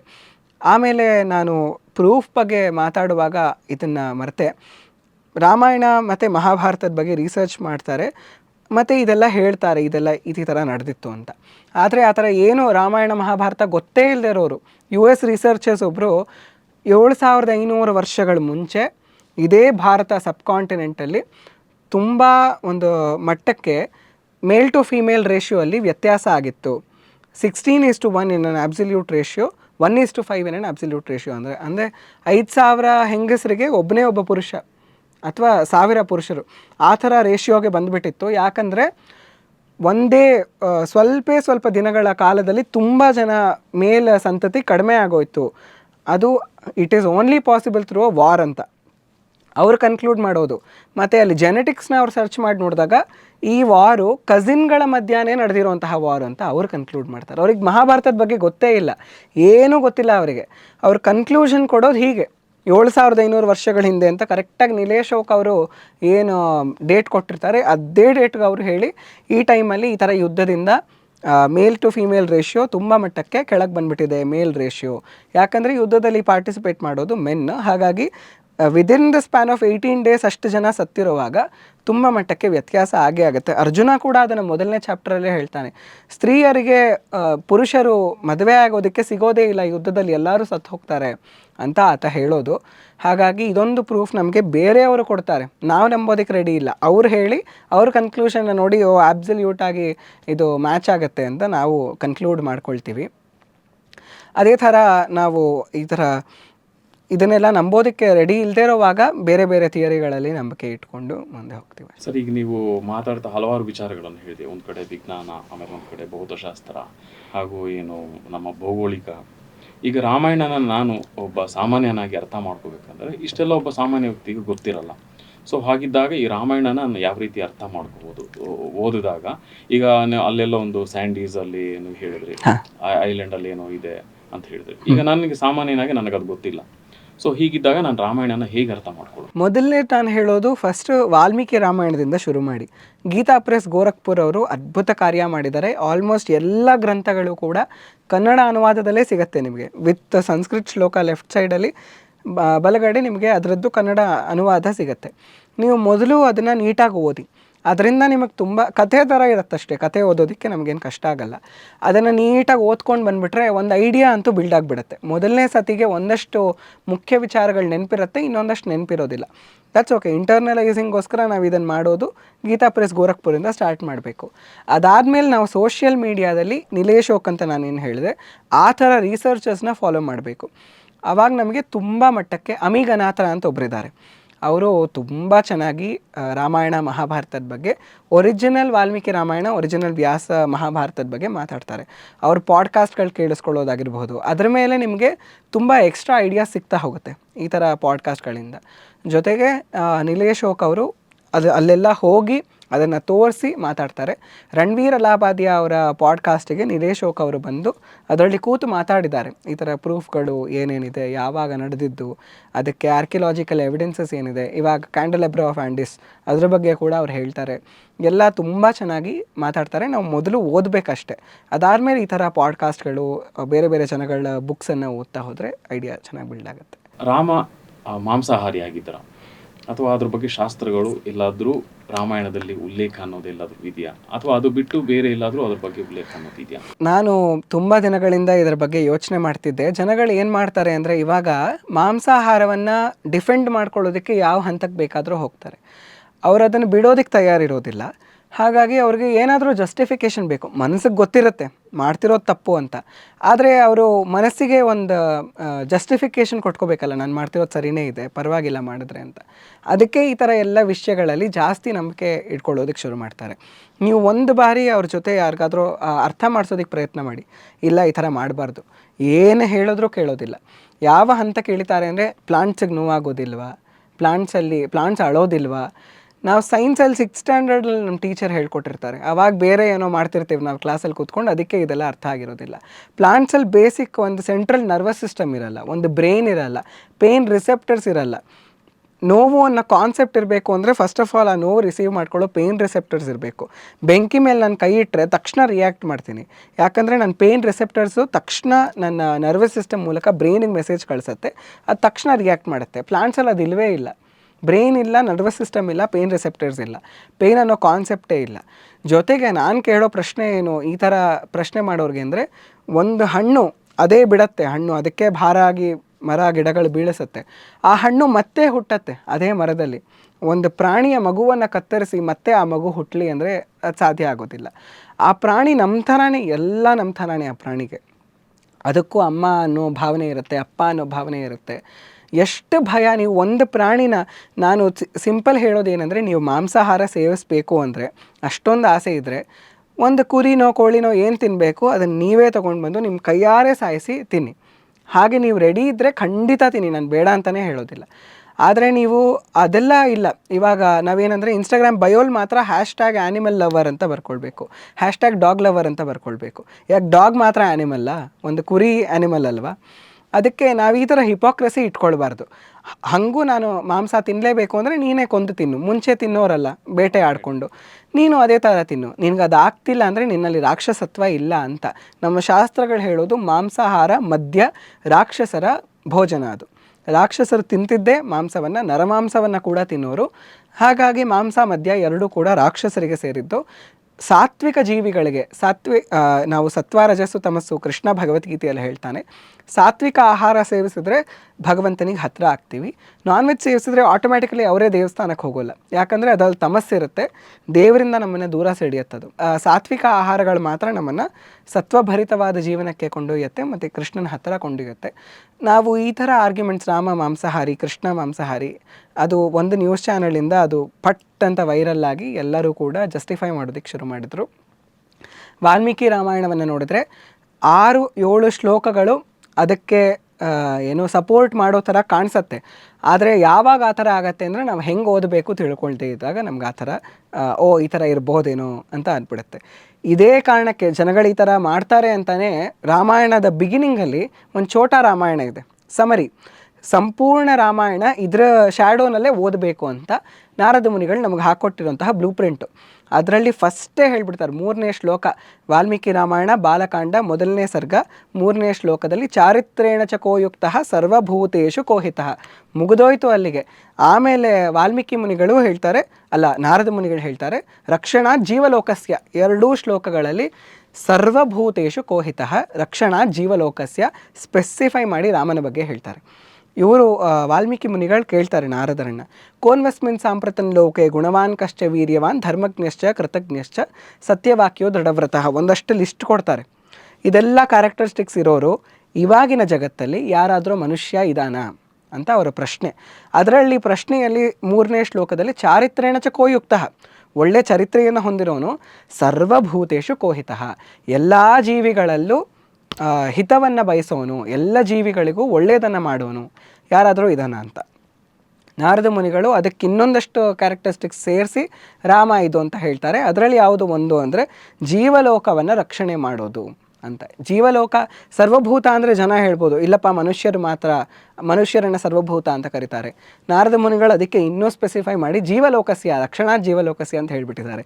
ಜೀವಲೋಕ ಅಂದರೆ ಯಾವ್ಯಾವುದಕ್ಕೆಲ್ಲ ಜೀವ ಇದೆಯೋ, ಯಾವುದ್ಯಾವುದಕ್ಕೆಲ್ಲ ಒಂದು ಪರಿವಾರ ಅಥವಾ ಇಮೋಷನ್ಸ್ ಅಂತ ನಾವೇನು ಕರಿತೀವಿ, ಆ ಇಮೋಷನಲ್ ಬೀಯಿಂಗ್ಸ್ ಯಾವುದೆಲ್ಲ ಇದೆಯೋ ಅದೆಲ್ಲವನ್ನು ರಾಮ ರಕ್ಷಣೆ ಮಾಡ್ತಾನೆ ಅಂತ. ಅವನು ರಕ್ಷಣೆ ಮಾಡ್ತಾನೆ ಅಂತ ಒಂದು ಕಡೆ ಹೇಳಿ ಅವನೇ ತಿಂತಾನೆ ಅಂತ ಇನ್ನೊಂದು ಕಡೆ ಹೇಳೋಕ್ಕಾಗಲ್ಲ. ಸೊ ಇದೇ ಥರ ನೀವು ನೋಡ್ಕೊಂಡು ಬರಬೇಕು. ನಾನು ಒಂದು 20-25 ಶ್ಲೋಕಗಳನ್ನ ನಾನು ಗುರುತು ಹಾಕಿದ್ದೀನಿ ರಾಮಾಯಣದಲ್ಲಿ. ರಾಮ ಓಪನ್ನಾಗಿ ಹೇಳ್ತಾನೆ, ನಾನು ಇಂತಹ ಆಹಾರಗಳು ಮಾತ್ರ ಸೇವನೆ ಮಾಡೋದು ಅಂತ. ಆತ ಋಷಿ ಜೀವನವನ್ನು ಅರಣ್ಯದಲ್ಲಿ ನಡೆಸೋದು. ಋಷಿಗಳು ಮಾಂಸ ಸೇವನೆ ಮಾಡೋದಿಲ್ಲ, ಅವರು ಫಲ, ಮೂಲ ಮತ್ತು ಕಂದ ಅಂತ ಕರೀತಾರೆ. ಫಲಗಳನ್ನು ಮತ್ತು ಮೂಲಗಳನ್ನು, ರೂಟ್ಸು, ಅದನ್ನು ಸೇವನೆ ಮಾಡಿಕೊಂಡು ಜೇನುತುಪ್ಪ ಆ ಥರ ಇದರಲ್ಲಿ ಅವರು ಯಾವುದು ಯಜ್ಞಕ್ಕೆ ಯೋಗ್ಯವೋ ಅದನ್ನು ಅವರು ಸೇವನೆ ಮಾಡ್ತಾರೆ. ರಾಮ ಪಣ ತೊಡೋದು ಮನೆಯಿಂದ ಹೊರಡುವಾಗ ನಾನು ಋಷಿ ಥರ ಜೀವನ ಮಾಡ್ತೀನಿ ಅಂತ. ಅಲ್ಲೇ ರೂಲ್ಡ್ ಔಟು, ಮಾಂಸಾಹಾರ ಅಲ್ಲೇ ರೂಲ್ಡ್ ಔಟ್ ಆಗಿಬಿಡುತ್ತೆ. ಇನ್ನೂ ಇದು ಚಿನ್ನದ ಜಿಂಕೆ, ಅದಕ್ಕೋಸ್ಕರ ರಾಮ ಹೋದ ಅದನ್ನು ತಿನ್ನಕ್ಕೆ ತರಬೇಕಿತ್ತು ಅಂತ ಸೀತೆ ಕೇಳಿದ್ಲು. All of that is bullshit. Sita ಕೇಳೋದು ನಾನು ಕೌಸಲ್ಯ ಜೊತೆ ಯಾವ ಜಾಗದಲ್ಲಿ ಇರ್ತೀನೋ ಅಲ್ಲಿ ಅದನ್ನು ಸಾಕಬೇಕು, ನಾನು ನನ್ನ ಪೆಟ್ ಮಾಡ್ಕೊಳ್ಬೇಕು, ಅಷ್ಟು ಚೆನ್ನಾಗಿದೆ ಅದು ಅಂತ ಸೀತೆ ಕೇಳೋದು. ಸೊ ಸೀತೆಯನ್ನು ನಾವು ಜಗದಂಬಿಕಾ ಅಂತ ಕರಿತೀವಿ. ಅವಳು ಜಗದಂಬೆ, ಲಕ್ಷ್ಮಿಯ ಅವತಾರ. ಜಗದಂಬೆ ಅಂದರೆ ಏನರ್ಥ? ಮನುಷ್ಯರಿಗೆ ಮಾತ್ರ ತಾಯಿ ಅಂತಲ್ಲ, ಯಾವ್ದ್ಯಾವ ಜೀವಿಗಳಿದೆಯೋ ಎಲ್ಲದಕ್ಕೂ ಅವಳೇ ತಾಯಿ. ಅವಳ ಮಗುವನ್ನು ಅವಳೇ ಕೊಂದು ತಿಂತಾಳೆ ಅಂದರೆ ನಾನ್ಸೆನ್ಸ್ ಅದು. ತುಂಬ ಜಾಗಗಳಲ್ಲಿ, ತುಂಬ ಕಡೆಗಳಲ್ಲಿ ನಾವು ರಾಮಭದ್ರಾಚಾರ್ಯರಾಗಿರಬಹುದು, ಎಸ್ ರಂಗನ್ ಅವರಾಗಿರಬಹುದು, ಎಲ್ಲರೂ ಇದಕ್ಕೆ ಕ್ಲಾರಿಟಿ ಕೊಟ್ಟಿದ್ದಾರೆ. ಅದೆಲ್ಲ ಒಂದಷ್ಟು ಪ್ರಕ್ಷಿಪ್ತವಾಗಿ ಶ್ಲೋಕಗಳು ರಾಮಾಯಣಕ್ಕೆ ಸೇರಿಕೊಂಡಿದೆ. ಅದನ್ನು ಇನ್ನೊಂದಷ್ಟು ಶ್ಲೋಕಗಳು ನಿಮ್ಗೆ ಆ ಥರ ಎಲ್ಲಿ ಮಾಂಸ ಅಂತ ಕಾಣಿಸುತ್ತೋ ಸಂಸ್ಕೃತ ಡಿಕ್ಷನರಿಲಿ ಇವತ್ತು ನೀವು ತೆಗೆದು ನೋಡಬಹುದು. ಫಲದ ಒಳಗಡೆ ಪಲ್ಪ್ ಅಂತ ನಾವೇನು ಕರಿತೀವಿ, ಆ ಪಲ್ಪನ್ನು ಮಾಂಸ ಅಂತ ಕರೀತಾರೆ. ಯಾವ ಹಣ್ಣು ಋಷಿಗಳಿಗೆ ಯಜ್ಞಕ್ಕೆ ಯೋಗ್ಯವೋ ಅದರ ಪಲ್ಪನ್ನು ಮಾಂಸ ಅಂತ ಕರಿತೀವಿ. ನಾನು ಹೇಳೋದು ನಂಬೇಡಿ, ನೀವೇ ಸಂಸ್ಕೃತ ಡಿಕ್ಷನರಿಯಲ್ಲಿ ಇವತ್ತು ತೆಗೆದು ನೋಡಿ. ಪಾಣಿನಿಯವರು ಕೂಡ ಅದ್ಭುತವಾಗಿ ಕೊಟ್ಟಿದ್ದಾರೆ ಅಷ್ಟಾಧ್ಯಾಯಿಯಲ್ಲಿ. ಅದೇ ಥರ ಮಾಂಸ ಅಂದರೆ ಫಲದ ಇದು ಅಂತ ಕೂಡ ನಿಮಗೆ ಸಿಗುತ್ತೆ. ನೀವು ಈ ಥರ ಕಾಂಟೆಕ್ಸ್ಟಿಗೆ ತಕ್ಕಂಗೆ ಇಟ್ಕೊಂಡು ನೋಡಿದ್ರೆ ನಿಮಗೆ ಅಯ್ಯೋ ಇದರಲ್ಲಿ ಚಾನ್ಸಸ್ಸೇ ಇಲ್ಲ ರಾಮ ಮಾಂಸಾಹಾರಿ ಆಗೋದಕ್ಕೆ, ಅಷ್ಟು ಚೆನ್ನಾಗಿ ರಾಮನೇ ಹೇಳ್ತಿದ್ದಾನೆ. ಇನ್ನು ಕೃಷ್ಣ ಭಗವದ್ಗೀತೆಯಲ್ಲೇ ಹೇಳ್ತಾನೆ, ಮಾಂಸ ತಾಮಸ ಆಹಾರ, ಅದನ್ನು ಸೇವಿಸಬಾರ್ದು ಅಂತ. ತಾಮಸಿಕ ಆಹಾರನ ಭಕ್ತರಾದವ್ರು ಸೇವನೆ ಮಾಡಬಾರ್ದು, ಅದನ್ನು ಕೃಷ್ಣ ಭಗವದ್ಗೀತೆಯಲ್ಲಿ ಹೇಳ್ತಾನೆ. ಅವನೇ ಮಾಡಿಬಿಟ್ಟು ಅವನೇ ತಿಂತಾನೆ. ಅದು ತುಂಬ ನಾನ್ಸೆನ್ಸು. ಯಾರು ಕಾಂಟೆಕ್ಸ್ಟ್ ಗೊತ್ತಿರಲ್ವೋ ಅವ್ರು ಮಾತ್ರ ಈ ಥರ ಮ್ಯಾನಿಪ್ಯುಲೇಟ್ ಆಗ್ತಾರೆ. ಯಾರಿಗೆ ಕಾಂಟೆಕ್ಸ್ಟ್ ಗೊತ್ತಿರುತ್ತೋ, ಯಾರು ಸಂಪೂರ್ಣವಾಗಿ ರಾಮಾಯಣ ಓದಿರ್ತಾರೋ ಅವ್ರು ಈ ಥರ ಮಾಡೋದಕ್ಕೆ ಸಾಧ್ಯನೇ ಇಲ್ಲ. ಸರ್, ನಿಮ್ಮ ಉತ್ತರದಿಂದ ಈ ಥರ ಪ್ರಶ್ನೆ ಮಾಡೋರಿಗೆ ನೇರವಾದ ಉತ್ತರ ಸಿಕ್ಕಿದೆ ಅಂತ ಭಾವಿಸ್ತೀನಿ. ಸರ್, ರಾಮನಲ್ಲಿ ಎಷ್ಟೋ ಒಳ್ಳೆಯ ಗುಣಗಳು, ಅಂದರೆ ಈಗ ರಾಮ ಅಂದ ತಕ್ಷಣ ಆ ಒಂದು ವ್ಯಕ್ತಿನ ನಾವು ನೋಡಬೇಕಾದ್ರೆ ಆ ಗುಣಗಳನ್ನೇ ರಾಮನನ್ನು ನಾವು ನೋಡುವಂಥದ್ದು. ಈ ಗುಣನೇ ರಾಮ ಅಂತಾನೆ ಹೇಳ್ತೀವಿ. ಸೊ ಹಾಗಿದ್ದಾಗ ರಾಮನಲ್ಲಿ ಎಷ್ಟೋ ಒಳ್ಳೆಯ ಗುಣಗಳು, ನಮ್ಮ ಜೀವನಕ್ಕೆ ಬೇಕಾಗಿರುವಂತಹ ಹಲವು ಗುಣಗಳಿದ್ರೂ ಸಹ ಈ ರೀತಿಯಾದಂತಹ ಪ್ರಶ್ನೆಗಳನ್ನು ಮಾತ್ರ ಜನ ಯಾಕೆ ಪ್ರವೋಕ್ತರ ಮಾಡ್ತಾರೆ? ಯಾಕಂದರೆ ಅದೇ ಹೇಳಿದ್ನಲ್ಲ, ಅವ್ರದ್ದು ಆ್ಯಕ್ಟ್ಗಳನ್ನ ಜಸ್ಟಿಫೈ ಮಾಡ್ಕೊಳ್ಬೇಕಲ್ಲ. ರಾಮ ಅಂದರೆ ಮರ್ಯಾದಾ ಪುರುಷೋತ್ತಮ. ರಾಮ ಏನು ಮಾಡ್ತಾನೆ ಅದು ನಮಗೆ ಆದರ್ಶ ಇದ್ದಂಗೆ. ಸೊ ನೀವು ರಾಮನೇ ಮಾಂಸ ತಿಂತಿದ್ದ, ನೀನು ತಿಂದರೆ ಏನು ತಪ್ಪು ಅಂತ ಹೇಳಿಬಿಟ್ರೆ ಇನ್ನೂ ಈಸಿ ಆಗಿಬಿಡುತ್ತಲ್ಲ ಕೆಲಸ. ಅವ್ರ ನಾಲಿಗೆ ರುಚಿಗೆ ಬೇಕು ಪಾಪ, ಹೇಳ್ಕೊಳ್ತಾರೆ. ಅದಕ್ಕೆ ನಮ್ಮ ಜನಗಳು ಓದಿಲ್ಲದೆ ಇದ್ದಾಗ ಅವರು ಪಾಪ ಮ್ಯಾನಿಪ್ಯುಲೇಟ್ ಆಗಿಬಿಡ್ತಾರೆ. ಹೌದು ಇರ್ಬೋದು, ಏನೋ ದೊಡ್ಡವ್ರು ಹೇಳ್ತಾ ಇದ್ದಾರೆ, ಆ ಥರನೇ ಇರಬಹುದು ಅಂತ. ಅವರ ಇಂಟರ್ಪ್ರಿಟೇಷನ್ ಏನಿರುತ್ತೆ, ಆ್ಯಕ್ಚುಲಲ್ಲಿ ಏನಿದೆ, ಅವರು ಅದನ್ನು ಓದಿರೋದಿಲ್ಲ. ಸೊ ಈ ಥರ ಪ್ರಶ್ನೆಗಳು ಬರೋದೇ ಅದೇ ಕಾರಣಕ್ಕೆ. ರಾಮ ಆದರ್ಶನಾಗಿದ್ದಾನೆ, ಅವನ ಕೈಯಲ್ಲಿ ನಮಗೆ ಬೇಕಾಗಿರೋದನ್ನು ಮಾಡಿಸಿದ್ರೆ ನಾವು ಅದನ್ನು ಆರಾಮಾಗಿ ಮಾಡಬಹುದು ಅನ್ನೋದಕ್ಕೆ ಜನಗಳು ಈ ಥರ ಮಾಡೋದು. ಸರ್, ಈಗ ರಾಮಾಯಣ ನಡೆದಂಥ ಕಾಲದಲ್ಲಿ ನಮ್ಮ ಕರ್ನಾಟಕದಲ್ಲಿ ಅಥವಾ ನಮ್ಮ ರಾಜ್ಯದಲ್ಲಿ ರಾಮರು ಬಂದಂತಹ ಯಾವುದಾದ್ರೂ ಒಂದು ಪ್ರಮುಖವಾದ ಸ್ಥಳ ಏನಾದರೂ ಇದೆಯಾ? ಇವಾಗ ರಾಮಾಯಣ ತುಂಬ ಸತಿ ನಡೆಯುತ್ತೆ. ಅಂದರೆ ನಾವು ಸನಾತನ ಧರ್ಮದಲ್ಲಿ ಟೈಮ್ ಲೀನಿಯರ್ ಆಗಿಲ್ಲ, ಶುರುವಾಯಿತು ಮುಗಿದೋಯ್ತು ಆ ಥರ ಇಲ್ಲ. ಟೈಮ್ ಸೈಕ್ಲಿಕ್ ಆಗಿದೆ. ನಟರಾಜನ ಡ್ಯಾನ್ಸ್ ಹೇಗಿದೆಯೋ, ನಟರಾಜನ ಸುತ್ತ ಒಂದು ಆರ್ಚ್ ಇರುತ್ತೆ ಗೊತ್ತಾ. ಸರ್ನ್ ಲ್ಯಾಬ್ರೇಟ್ರಿ ಅಂತ ಒಂದಿದೆ, ಪಾರ್ಟಿಕಲ್ ಫಿಸಿಕ್ಸ್ ಲ್ಯಾಬ್ರೇಟ್ರಿಗಳು ಬೇಕಾದಷ್ಟಿದೆ ಜಗತ್ತಲ್ಲಿ. ಆದರೆ ಇಡೀ ಜಗತ್ತಿಗೆ most advanced particle physics laboratory ಸ್ವಿಟ್ಜರ್ಲ್ಯಾಂಡಲ್ಲಿರುವಂತಹ ಸರ್ನ್ ಲ್ಯಾಬ್ರೇಟ್ರಿ. ಅದರಲ್ಲಿ ನಟರಾಜನ ಸ್ಟ್ಯಾಚ್ಯೂನ ಅವ್ರು ಇಟ್ಕೊಂಡಿದ್ದಾರೆ. ಯಾಕಂದರೆ ನಟರಾಜನ ಡ್ಯಾನ್ಸು ಇಡೀ ಜಗತ್ತಿನ ಕ್ರಿಯೇಷನ್ ಮತ್ತು ಡಿಸಲ್ಯೂಷನ್ನ ದರ್ಶಿಸುತ್ತೆ ಅಂತ ಸೈಂಟಿಸ್ಟ್ಗಳೇ ಹೇಳಿರೋದು. ಅಲ್ಲಿ ಸರ್ನ್ ಲ್ಯಾಬ್ರೇಟ್ರಿಯಲ್ಲಿ ಇವತ್ತಿಗೂ ಇದೆ ನಟರಾಜನ ಸ್ಟ್ಯಾಚ್ಯೂ. ಸೊ ನಮ್ಮ ಸನಾತನ ಧರ್ಮದಲ್ಲಿ ಟೈಮ್ ಸೈಕ್ಲಿಕ್ಕು, ಮತ್ತೆ ನಡೀತಾ ಇರುತ್ತೆ. ಕಲ್ಪಗಳು, ಮನ್ವಂತರಗಳು ಮತ್ತೆ ಸೈಕಲ್ ಥರ ನಡೀತಾ ಇರುತ್ತೆ. ಹಾಗಾಗಿ ಯೂಶ್ವಲ್ ಆಗಿ ರಾಮಾಯಣ ತುಂಬ ಬಾರಿ ಆ ಸೈಕಲಲ್ಲಿ ನಡೆಯುತ್ತೆ. ಕಾಕಭೂಷಂಡಿ ಅವರ ಕಥೆಯಿಂದ ನಾವು ಇದನ್ನು ಅರ್ಥ ಮಾಡ್ಕೋಬೋದು. ಅವ್ರು ತುಂಬ ಸತಿ ರಾಮಾಯಣ ನೋಡ್ತಾರೆ. ಪ್ಯಾರಲಲ್ ಯೂನಿವರ್ಸಸ್ಸು, ಮಲ್ಟಿವರ್ಸು, ಈ ಟೈಮ್ ಟ್ರಾವೆಲ್ಲು ಎಲ್ಲ ಕಾಕಭೂಷಂಡಿ ಕಥೆಯಿಂದ ನಮ್ಮಲ್ಲಿ ಸನಾತನ ಧರ್ಮದಲ್ಲಿದೆ. ಇವತ್ತು ನಾವು ಮಲ್ಟಿವರ್ಸ್ ಆಫ್ ಮ್ಯಾಡ್ನೆಸ್ ಅಂತ ಅವರೇನೋ ಹೊಸ ಕಾನ್ಸೆಪ್ಟ್ ಇಂಟ್ರಡ್ಯೂಸ್ ಮಾಡಿದಾರೇನೋ ಅಂತ ಹೇಳ್ತೀವಿ. ಕೃಷ್ಣ ತುಂಬ ಯೂನಿವರ್ಸ್ಗಳಿಂದ ಬ್ರಹ್ಮರನ್ನು ಕರೆಸ್ತಾ ಭಾಗವತದಲ್ಲಿ ಕಥೆ ಇದೆ, ಅದನ್ನು ನಂಬೋಕೆ ರೆಡಿ ಇರೋದಿಲ್ಲ. ಆ ಥರ ರಾಮಾಯಣ ತುಂಬ ಸತಿ ನಡೆಯುತ್ತೆ. ಒಂದೊಂದು ಕಲ್ಪದಲ್ಲಿ ಸ್ವಲ್ಪ ಡಿಫ್ರೆನ್ಸಸ್ ಆಗುತ್ತೆ. ಅದಕ್ಕೆ ನಾವು ರಾಮ ಇಲ್ಲೂ ಬಂದಿದ್ರು ಅಲ್ಲೂ ಬಂದಿದ್ರು, ನಾವು ಅಲ್ಲಿ ಸ್ಥಳಕ್ಕೆ ಹೋದಾಗ ಅವ್ರು ಹೇಳ್ತಾರಲ್ಲ, ಇಲ್ಲಿ ರಾಮ ಬಂದಿದ್ರು, ಬಾಣ ಬಿಟ್ಟು ಇಲ್ಲಿಂದ ನೀರು ತೆಗೆದ್ರು ಸೀತೆಗೋಸ್ಕರ. ಅದೆಲ್ಲ ಯಾಕೆ ಅಂದರೆ ಒಂದೊಂದು ಕಲ್ಪದಲ್ಲಿ ಒಂದೊಂದು ಥರ ನಡೆದಿರುತ್ತೆ. ಫಾರ್ ಎಕ್ಸಾಂಪಲ್, ನಮ್ಮ ಮನೆಯ ಹತ್ರನೇ ಅಪ್ರಮೇಯ ದೇವಸ್ಥಾನ ಇದೆ ಚನ್ನಪಟ್ಟಣದಲ್ಲಿ. ಅಲ್ಲಿ ಅಂಬೆಗಾಲ ಕೃಷ್ಣ ಇದ್ದಾನೆ. ಅಂಬೆಗಾಲ ಕೃಷ್ಣನ ಮುಂದೆನೇ ಪುರಂದರದಾಸರು ಜಗದೋದ್ಧಾರಣ ಕೃತಿಯ ರಚನೆ ಮಾಡಿತ್ತು. ಅಲ್ಲಿ ಅಪ್ರಮೇಯ ಅಂತ ನಾರಾಯಣನ ಸ್ವರೂಪ. ಅಲ್ಲಿಗೆ ರಾಮ ಬಂದು ಅವರು ಅಲ್ಲಿ ಪೂಜೆ ಮಾಡಿದ್ರು ಅಂತ ಹೇಳ್ತಾರೆ. ಅದಕ್ಕೆ ರಾಮಾಪ್ರಮೇಯ ಅಂತಲೇ ಇವತ್ತು ಹೆಸರು ದೇವಸ್ಥಾನಕ್ಕೆ. ಹಂಪಿಗಂತೂ ರಾಮ 100% ಬಂದಿದ್ರು, ಯಾಕಂದರೆ ಸುಗ್ರೀವನ ಕಿಷ್ಕಿಂಧ ಇವತ್ತು ಹಂಪಿ ಅಂತ ನಾವು ನೋಡ್ತೀವಿ. ಅದಂತೂ ಮೂಲ ರಾಮಾಯಣದಲ್ಲೇ ಹೇಳೋದು. ಬೇರೆದು ಒಂದಷ್ಟು ಲೋಕಲ್ ಇದರ ಪ್ರಕಾರ ಇಲ್ಲೂ ಬಂದಿದ್ರು ಅಲ್ಲೂ ಬಂದಿದ್ರು ಅಂತ ನಾವು ನೋಡ್ತೀವಿ. ಸೊ ನೀವು ರಾಮಾಯಣದ ಬಗ್ಗೆ ಹೇಳ್ತಾ ಹಲವಾರು ಈಗ ಹೊರದೇಶದವರು ಅಂದರೆ ಫಾರಿನರ್ಸೇನೇ ಇದ್ರ ಬಗ್ಗೆ ಹೆಚ್ಚು ಆಸಕ್ತಿ ಇದ್ದು ಅದ್ರ ಬಗ್ಗೆ ಅಧ್ಯಯನಗಳನ್ನು ಮಾಡಿದ್ದೀರಾ. ಈಗ ಹೇಳ್ತಿದ್ರೆ ನೀವು ಬಹಳ ಏನು ಟೈಮ್ ಲೈನ್ ಆಗಿರ್ಬೋದು ಅಥವಾ ಅದು ನಡೆದಂತಹ ಘಟನೆಗಳನ್ನು ಅಥವಾ ಬೇರೆ ಬೇರೆ ರಿಸರ್ಚ್ ಮುಖಾಂತರ ರಾಮಾಯಣ ನಡೆದಿದೆ ಅನ್ನೋದನ್ನ ಫಾರಿನರ್ಸ್ ಪ್ರೂವ್ ಮಾಡಿದ್ದಾರೆ. ಸೊ ಫಾರಿನರ್ಸ್ನ ಪ್ರೂವ್ ಮಾಡಿರೋದನ್ನ ನಮ್ಮವರು ಕ್ವಶನ್ ಮಾಡ್ತಿದ್ದಾರೆ, ಹೇಗೆ ಸಾಧ್ಯ ಇದೆಲ್ಲ ಅಂತ. ಹೀಗಿದ್ದಾಗ ನಮ್ಮವರ ಮನಸ್ಥಿತಿ ಹೇಗಿದೆ ರಾಮಾಯಣದ ಬಗ್ಗೆ? ಅದೇ ನಾವು ಹೇಳ್ತೀವಲ್ಲ, ಸೋ ಕಾಲ್ಡ್ ಬುದ್ಧಿಜೀವಿಗಳು ಅಂತ. ಅವರು ಯಾರು ಸಂಪೂರ್ಣವಾಗಿ ಜ್ಞಾನವನ್ನು ತಿಳ್ಕೊಂಡಿರ್ತಾರೋ ಅವ್ರು ಈ ಥರ ಪ್ರಶ್ನೆಗಳೇ ಮಾಡಲ್ಲ. ಅಲ್ಪ ಸ್ವಲ್ಪ ತಿಳ್ಕೊಂಡಿರೋರೆ ತುಂಬ ಸದ್ದು ಮಾಡೋದು, ಇಲ್ಲ ಈ ಥರ ಎಲ್ಲ ಹೆಂಗೆ ಸಾಧ್ಯ, ಇದೆಲ್ಲ ಫಿಕ್ಷನಲ್ಲು, ಆ ಥರ ಈ ಥರ ಅಂದ್ಕೊಂಡು. ಆಲ್ಬರ್ಟ್ ಐನ್ಸ್ಟೀನ್ ಅವರೇ ಭಗವದ್ಗೀತೆಯ ಬಗ್ಗೆ ನಾನು ಅದರಿಂದ ಇನ್ಸ್ಪಿರೇಷನ್ ತೊಗೊಳ್ತೀನಿ ಅಂತ ಹೇಳಿದ್ದಾರೆ. ಅವ್ರಿಗಿಂತ ಸೈನ್ಸ್ ಇವ್ರುಗಳಿಗೆ ತಿಳಿದಿದೆಯಾ? ಇವ್ರುಗಳು ಆಲ್ಬರ್ಟ್ ಐನ್ಸ್ಟೀನ್ ಅವರು ತಪ್ಪು ಅಂತ ಹೇಳ್ಬಿಡ್ತಾರೆ ಬೇಕಾದ್ರೆ, ಅಂತಹ ಮಟ್ಟಕ್ಕೆ ಬುದ್ಧಿಜೀವಿಗಳು ಇವರೆಲ್ಲ. ಏನಾಗುತ್ತೆ ಅಂದರೆ ವೆಸ್ಟಿಂದ ಬಂದ್ರೇ ಅದಕ್ಕೆ ಬೆಲೆ ಅನ್ನೋ ಥರ ನಾವು ಕ್ರಿಯೇಟ್ ಮಾಡ್ಕೊಂಡು ಬಂದುಬಿಟ್ಟಿರೋದು. ಆದರೆ ಇಡೀ ಜಗತ್ತಿಗೆ ಸಂಸ್ಕೃತಿಯನ್ನು ಕಲಿಸ್ಕೊಟ್ಟಿದ್ದೇ ನಮ್ಮ ಭಾರತ ಅನ್ನೋದನ್ನು ನಾವು ಮರ್ತುಬಿಟ್ಟಿದ್ದೀವಿ. ದಿಶಾ ಭಾರತ್ ಅಂತ ಒಂದು ಫೌಂಡೇಶನ್ ಇದೆ, ತುಂಬ ಚೆನ್ನಾಗಿ ಭಾರತ ಸಂಸ್ಕೃತಿಯನ್ನು ಎಷ್ಟು ಮಟ್ಟಕ್ಕೆ ಸಾಧ್ಯವೋ ಅಷ್ಟು ಮಟ್ಟಕ್ಕೆ ಅವರು ಹರಡುವಂತಹ ಪ್ರಯತ್ನವನ್ನು ಮಾಡ್ತಿದ್ದಾರೆ. ಕ್ವಿಜ್ಗಳನ್ನು ಎಲ್ಲ ಅರೇಂಜ್ ಮಾಡಿ ಸೆಮಿನಾರ್ಸನ್ನು ಎಲ್ಲ ಕೊಡ್ತಾರೆ. ಅದರಲ್ಲಿ ನಿಮಗೆ ಗೊತ್ತಾಗುತ್ತೆ ಭಾರತದ ಹಿಸ್ಟ್ರಿ ಎಷ್ಟು ರಿಚ್ ಆಗಿದೆ. ನಾವು ನೋಡಿದ್ರೆ ಇವಾಗ ಅವ್ರುಗಳಿಂದ ಇನ್ಫ್ಲೂಯೆನ್ಸ್ ಆಗ್ತಾ ಇದ್ದೀವಿ, ಎಷ್ಟರ ಮಟ್ಟಕ್ಕೆ ಅವರೇ ಎಲ್ಲ ವೆಸ್ಟೇ ಎಲ್ಲ ಅನ್ನೋ ಥರ ಡಿಪೆಂಡೆನ್ಸಿಯನ್ನು ಕಲ್ಚರಲ್ಲಾಗಿ ಮಾತುಕತೆಗಳಲ್ಲಿ ಎಲ್ಲದರಲ್ಲೂ ಅವರ ಮೇಲೆ ಡಿಪೆಂಡ್ ಆಗಿದ್ದೀವಿ. ಆದರೆ ನಮ್ಮ ಭಾರತದ ಹಿಸ್ಟ್ರಿ ಎಷ್ಟು ಚೆನ್ನಾಗಿತ್ತು ಅಂತ ಇವಾಗ ಮತ್ತೆ ಅದೇ ಡಿಮಿನಿಷಿಂಗ್ ರೇಟ್ ಆಫ್ ಮಾರ್ಜಿನಲ್ ಯುಟಿಲಿಟಿನೇ ಅಪ್ಲೈ ಆಗುತ್ತೆ. ನಮ್ಮ ಜನಗಳು ಅದೇ ಥರ ಡಿಮಿನಿಷಿಂಗ್ ಮೈಂಡ್ ಸೆಟ್ಟಿಗೆ ಬಂದುಬಿಟ್ಟಿದ್ದಾರೆ. ಬೇರೆಯವ್ರು ಹೇಳಿದ್ರೆ ಒಂದು ಸ್ವಲ್ಪ ನಂಬೋರು ಕೂಡ ಇದ್ದಾರೆ, ಇಲ್ಲಾಂದರೆ ಅವರೇ ತಪ್ಪು ಅಂತ ಹೇಳಿಬಿಟ್ಟು ಸುಮ್ಮನಿರೋರು ಕೂಡ ಇದ್ದಾರೆ. ಸರ್, ಈಗ ಅಹಲ್ಯೆ ರಾಮಾಯಣದಲ್ಲಿ ಬರುವಂಥ ಬಹುಮುಖ್ಯ ಪಾತ್ರ. ಅಹಲ್ಯೆ ಬಗ್ಗೆ ಇರುವಂಥ ತಪ್ಪು ಕಲ್ಪನೆಗಳೇನು? ಸೊ ಜನಗಳು ಹೇಗೆ ಕಥೆಯನ್ನು ಹೇಳೋದು ಅಥವಾ ಟಿ ವಿ ಸೀರಿಯಲ್ಗಳಲ್ಲಿ ಹೇಗೆ ತೋರಿಸೋದು ಅಂದರೆ, ಅಹಲ್ಯೆ ಪಾಪ ಅವಳಿಗೆ ಗೊತ್ತೇ ಇರಲಿಲ್ಲ ಇಂದ್ರ ಬರ್ತಾನೆ ಅಂತ. ಇಂದ್ರ ಬಂದಾಗ ಅವಳಿಗೆ ಗೊತ್ತಿಲ್ಲದ ಹಾಗೆ ಆತ ಅತ್ಯಾಚಾರ ಥರ ಮಾಡ್ತಾನೆ, ಅದರಿಂದ ಅವಳಿಗೆ ಶಾಪ ಸಿಗುತ್ತೆ. ಮತ್ತು ಆ ಶಾಪ ವಿಮೋಚನೆ ಮಾಡೋದಕ್ಕೆ ರಾಮ ಬರಬೇಕು, ಒಬ್ಬ ಗಂಡಸು ಬರಬೇಕು. ಸೊ ಫೆಮಿನಿಸಮ್ ದೃಷ್ಟಿಯಿಂದ ನಾವು ನೋಡಿದಾಗ ತುಂಬ ಅತ್ಯಾಚಾರ ಹೆಣ್ಣಿನ ಮೇಲೆ ಇದು ಅಂತ ನಾವು ನೋಡೋದು. ಆದರೆ ಮೂಲ ವಾಲ್ಮೀಕಿ ರಾಮಾಯಣದಲ್ಲಿ ಈ ಥರ ಇಲ್ಲ. ಅಹಲ್ಯೆ ಏನಾಗುತ್ತೆ ಅಂದರೆ, ಒಂದು ಬಾರಿ ಅದೇ ಥರ ಗೌತಮ ಮುನಿಗಳಿಲ್ದಿರುವಾಗ ಇಂದ್ರ ಋಷಿ ವೇಷದಲ್ಲಿ ಬರ್ತಾನೆ. ಆದರೆ ಅಹಲ್ಯೆಗೆ ಗೊತ್ತಿರುತ್ತೆ ಇದು ಇಂದ್ರ ಅಂತ, ಗೊತ್ತಾಗತ್ತೆ. ವಾಲ್ಮೀಕಿ ರಾಮಾಯಣದಲ್ಲಿ ಕ್ಲಿಯರಾಗಿ ಹೇಳ್ತಾರೆ, ಅಹಲ್ಯೆಗೆ ಗೊತ್ತಾಯಿತು ಇದು ಇಂದ್ರ ಅಂತ. ಇಂದ್ರ ಹೇಳ್ತಾನೆ, ನನಗೆ ನಿನ್ನ ಮೇಲೆ ಆಸಕ್ತಿ ಇದೆ, ನಾನು ಸಂಘವನ್ನು ಬೆಳೆಸೋದಕ್ಕೆ ಇಷ್ಟಪಡ್ತೀನಿ ಅಂತ. ಅಹಲ್ಯೆ ಓ ಇಂದ್ರಾನೇ ನನ್ನ ಮೇಲೆ ಆಸಕ್ತಿ ಪಟ್ಟಿದ್ದಾನೆ ಅಂತ ಆ ಒಂದು ಕ್ಷಣದಲ್ಲಿ ಆಕೆಯ ಸ್ಲಿಪ್ ಆಫ್ ಮೂಮೆಂಟಲ್ಲಿ ಒಪ್ಕೊಂಡು ಬಿಡ್ತಾಳೆ. ಇಬ್ಬರದು ಸಂಘ ಮುಂದುವರಿಯುತ್ತೆ. ಅದಾದಮೇಲೆ ಅಹಲ್ಯನೇ ಹೇಳ್ತಾಳೆ, ನಿನ್ನನ್ನೇ ಇಬ್ಬರನ್ನು ಬಚಾವ್ ಮಾಡ್ಕೋ ಗೌತಮ ಮುನಿಗಳಿಂದ, ಹೊರಟೋಗು ಬೇಗ ಅಂತ.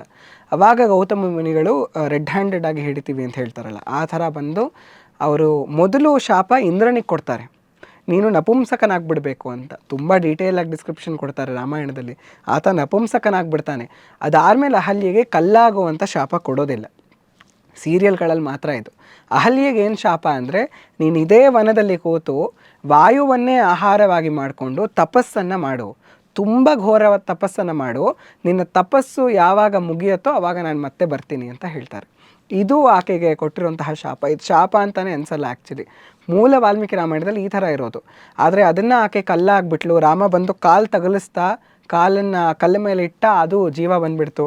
ಅದೆಲ್ಲ ತುಂಬ ತಪ್ಪು. ಇವಾಗ ಆಕೆ ಅದೇ ಥರ ತಪಸ್ವಿಯಾಗಿ ಅಲ್ಲಿ ಕೂತಿದ್ದಾಳೆ. ರಾಮ ವಿಶ್ವಾಮಿತ್ರ ಮುನಿಗಳ ಜೊತೆ ತಾಟಕೆಯನ್ನು ಸಂಹಾರ ಮಾಡಿ ಹಾಗೆ ಬರ್ತಿರೋವಾಗ ಮಿಥಿಲೆಗೆ ಹೋಗ್ತಿರ್ತಾರೆ. ಆವಾಗ ಅವರಿಗೆ ಅಹಲ್ಯೆಯ ಆಶ್ರಮ ಕಾಣಿಸುತ್ತೆ. ರಾಮ ಕೇಳ್ತಾನೆ, ಯಾರ್ದಿದು ಆಶ್ರಮ ಅಂತ. ಆವಾಗ ಸಂಪೂರ್ಣ ವೃತ್ತಾಂತವನ್ನು ವಿಶ್ವಾಮಿತ್ರರು ಹೇಳ್ತಾರೆ. ಆವಾಗ ಅವರು ಅಹಲ್ಯೆಗೆ ತಪಸ್ವಿನಿ, ಯಶಸ್ವಿನಿ, ಅಗ್ನಿಯಂತೆ ತೇಜಸ್ಸನ್ನು ಹೊಂದಿರೋವಳು, ಆ ಥರ ಪದಗಳನ್ನು ಬಳಸ್ತಾರೆ. ಯಾಕೆ ಅಂದರೆ ವಿಶ್ವಾಮಿತ್ರಗಿಂತ ಚೆನ್ನಾಗಿ ಯಾರಿಗೂ ಇದು ಗೊತ್ತಾಗಕ್ಕೆ ಸಾಧ್ಯ ಇಲ್ಲ. ಕಾಮ, ಕ್ರೋಧ, ಲೋಭ, ಮೋಹಗಳು ಒಂದೇ ಸತಿಗೆ ಬಿಟ್ಟು ಹೋಗೋದಿಲ್ಲ.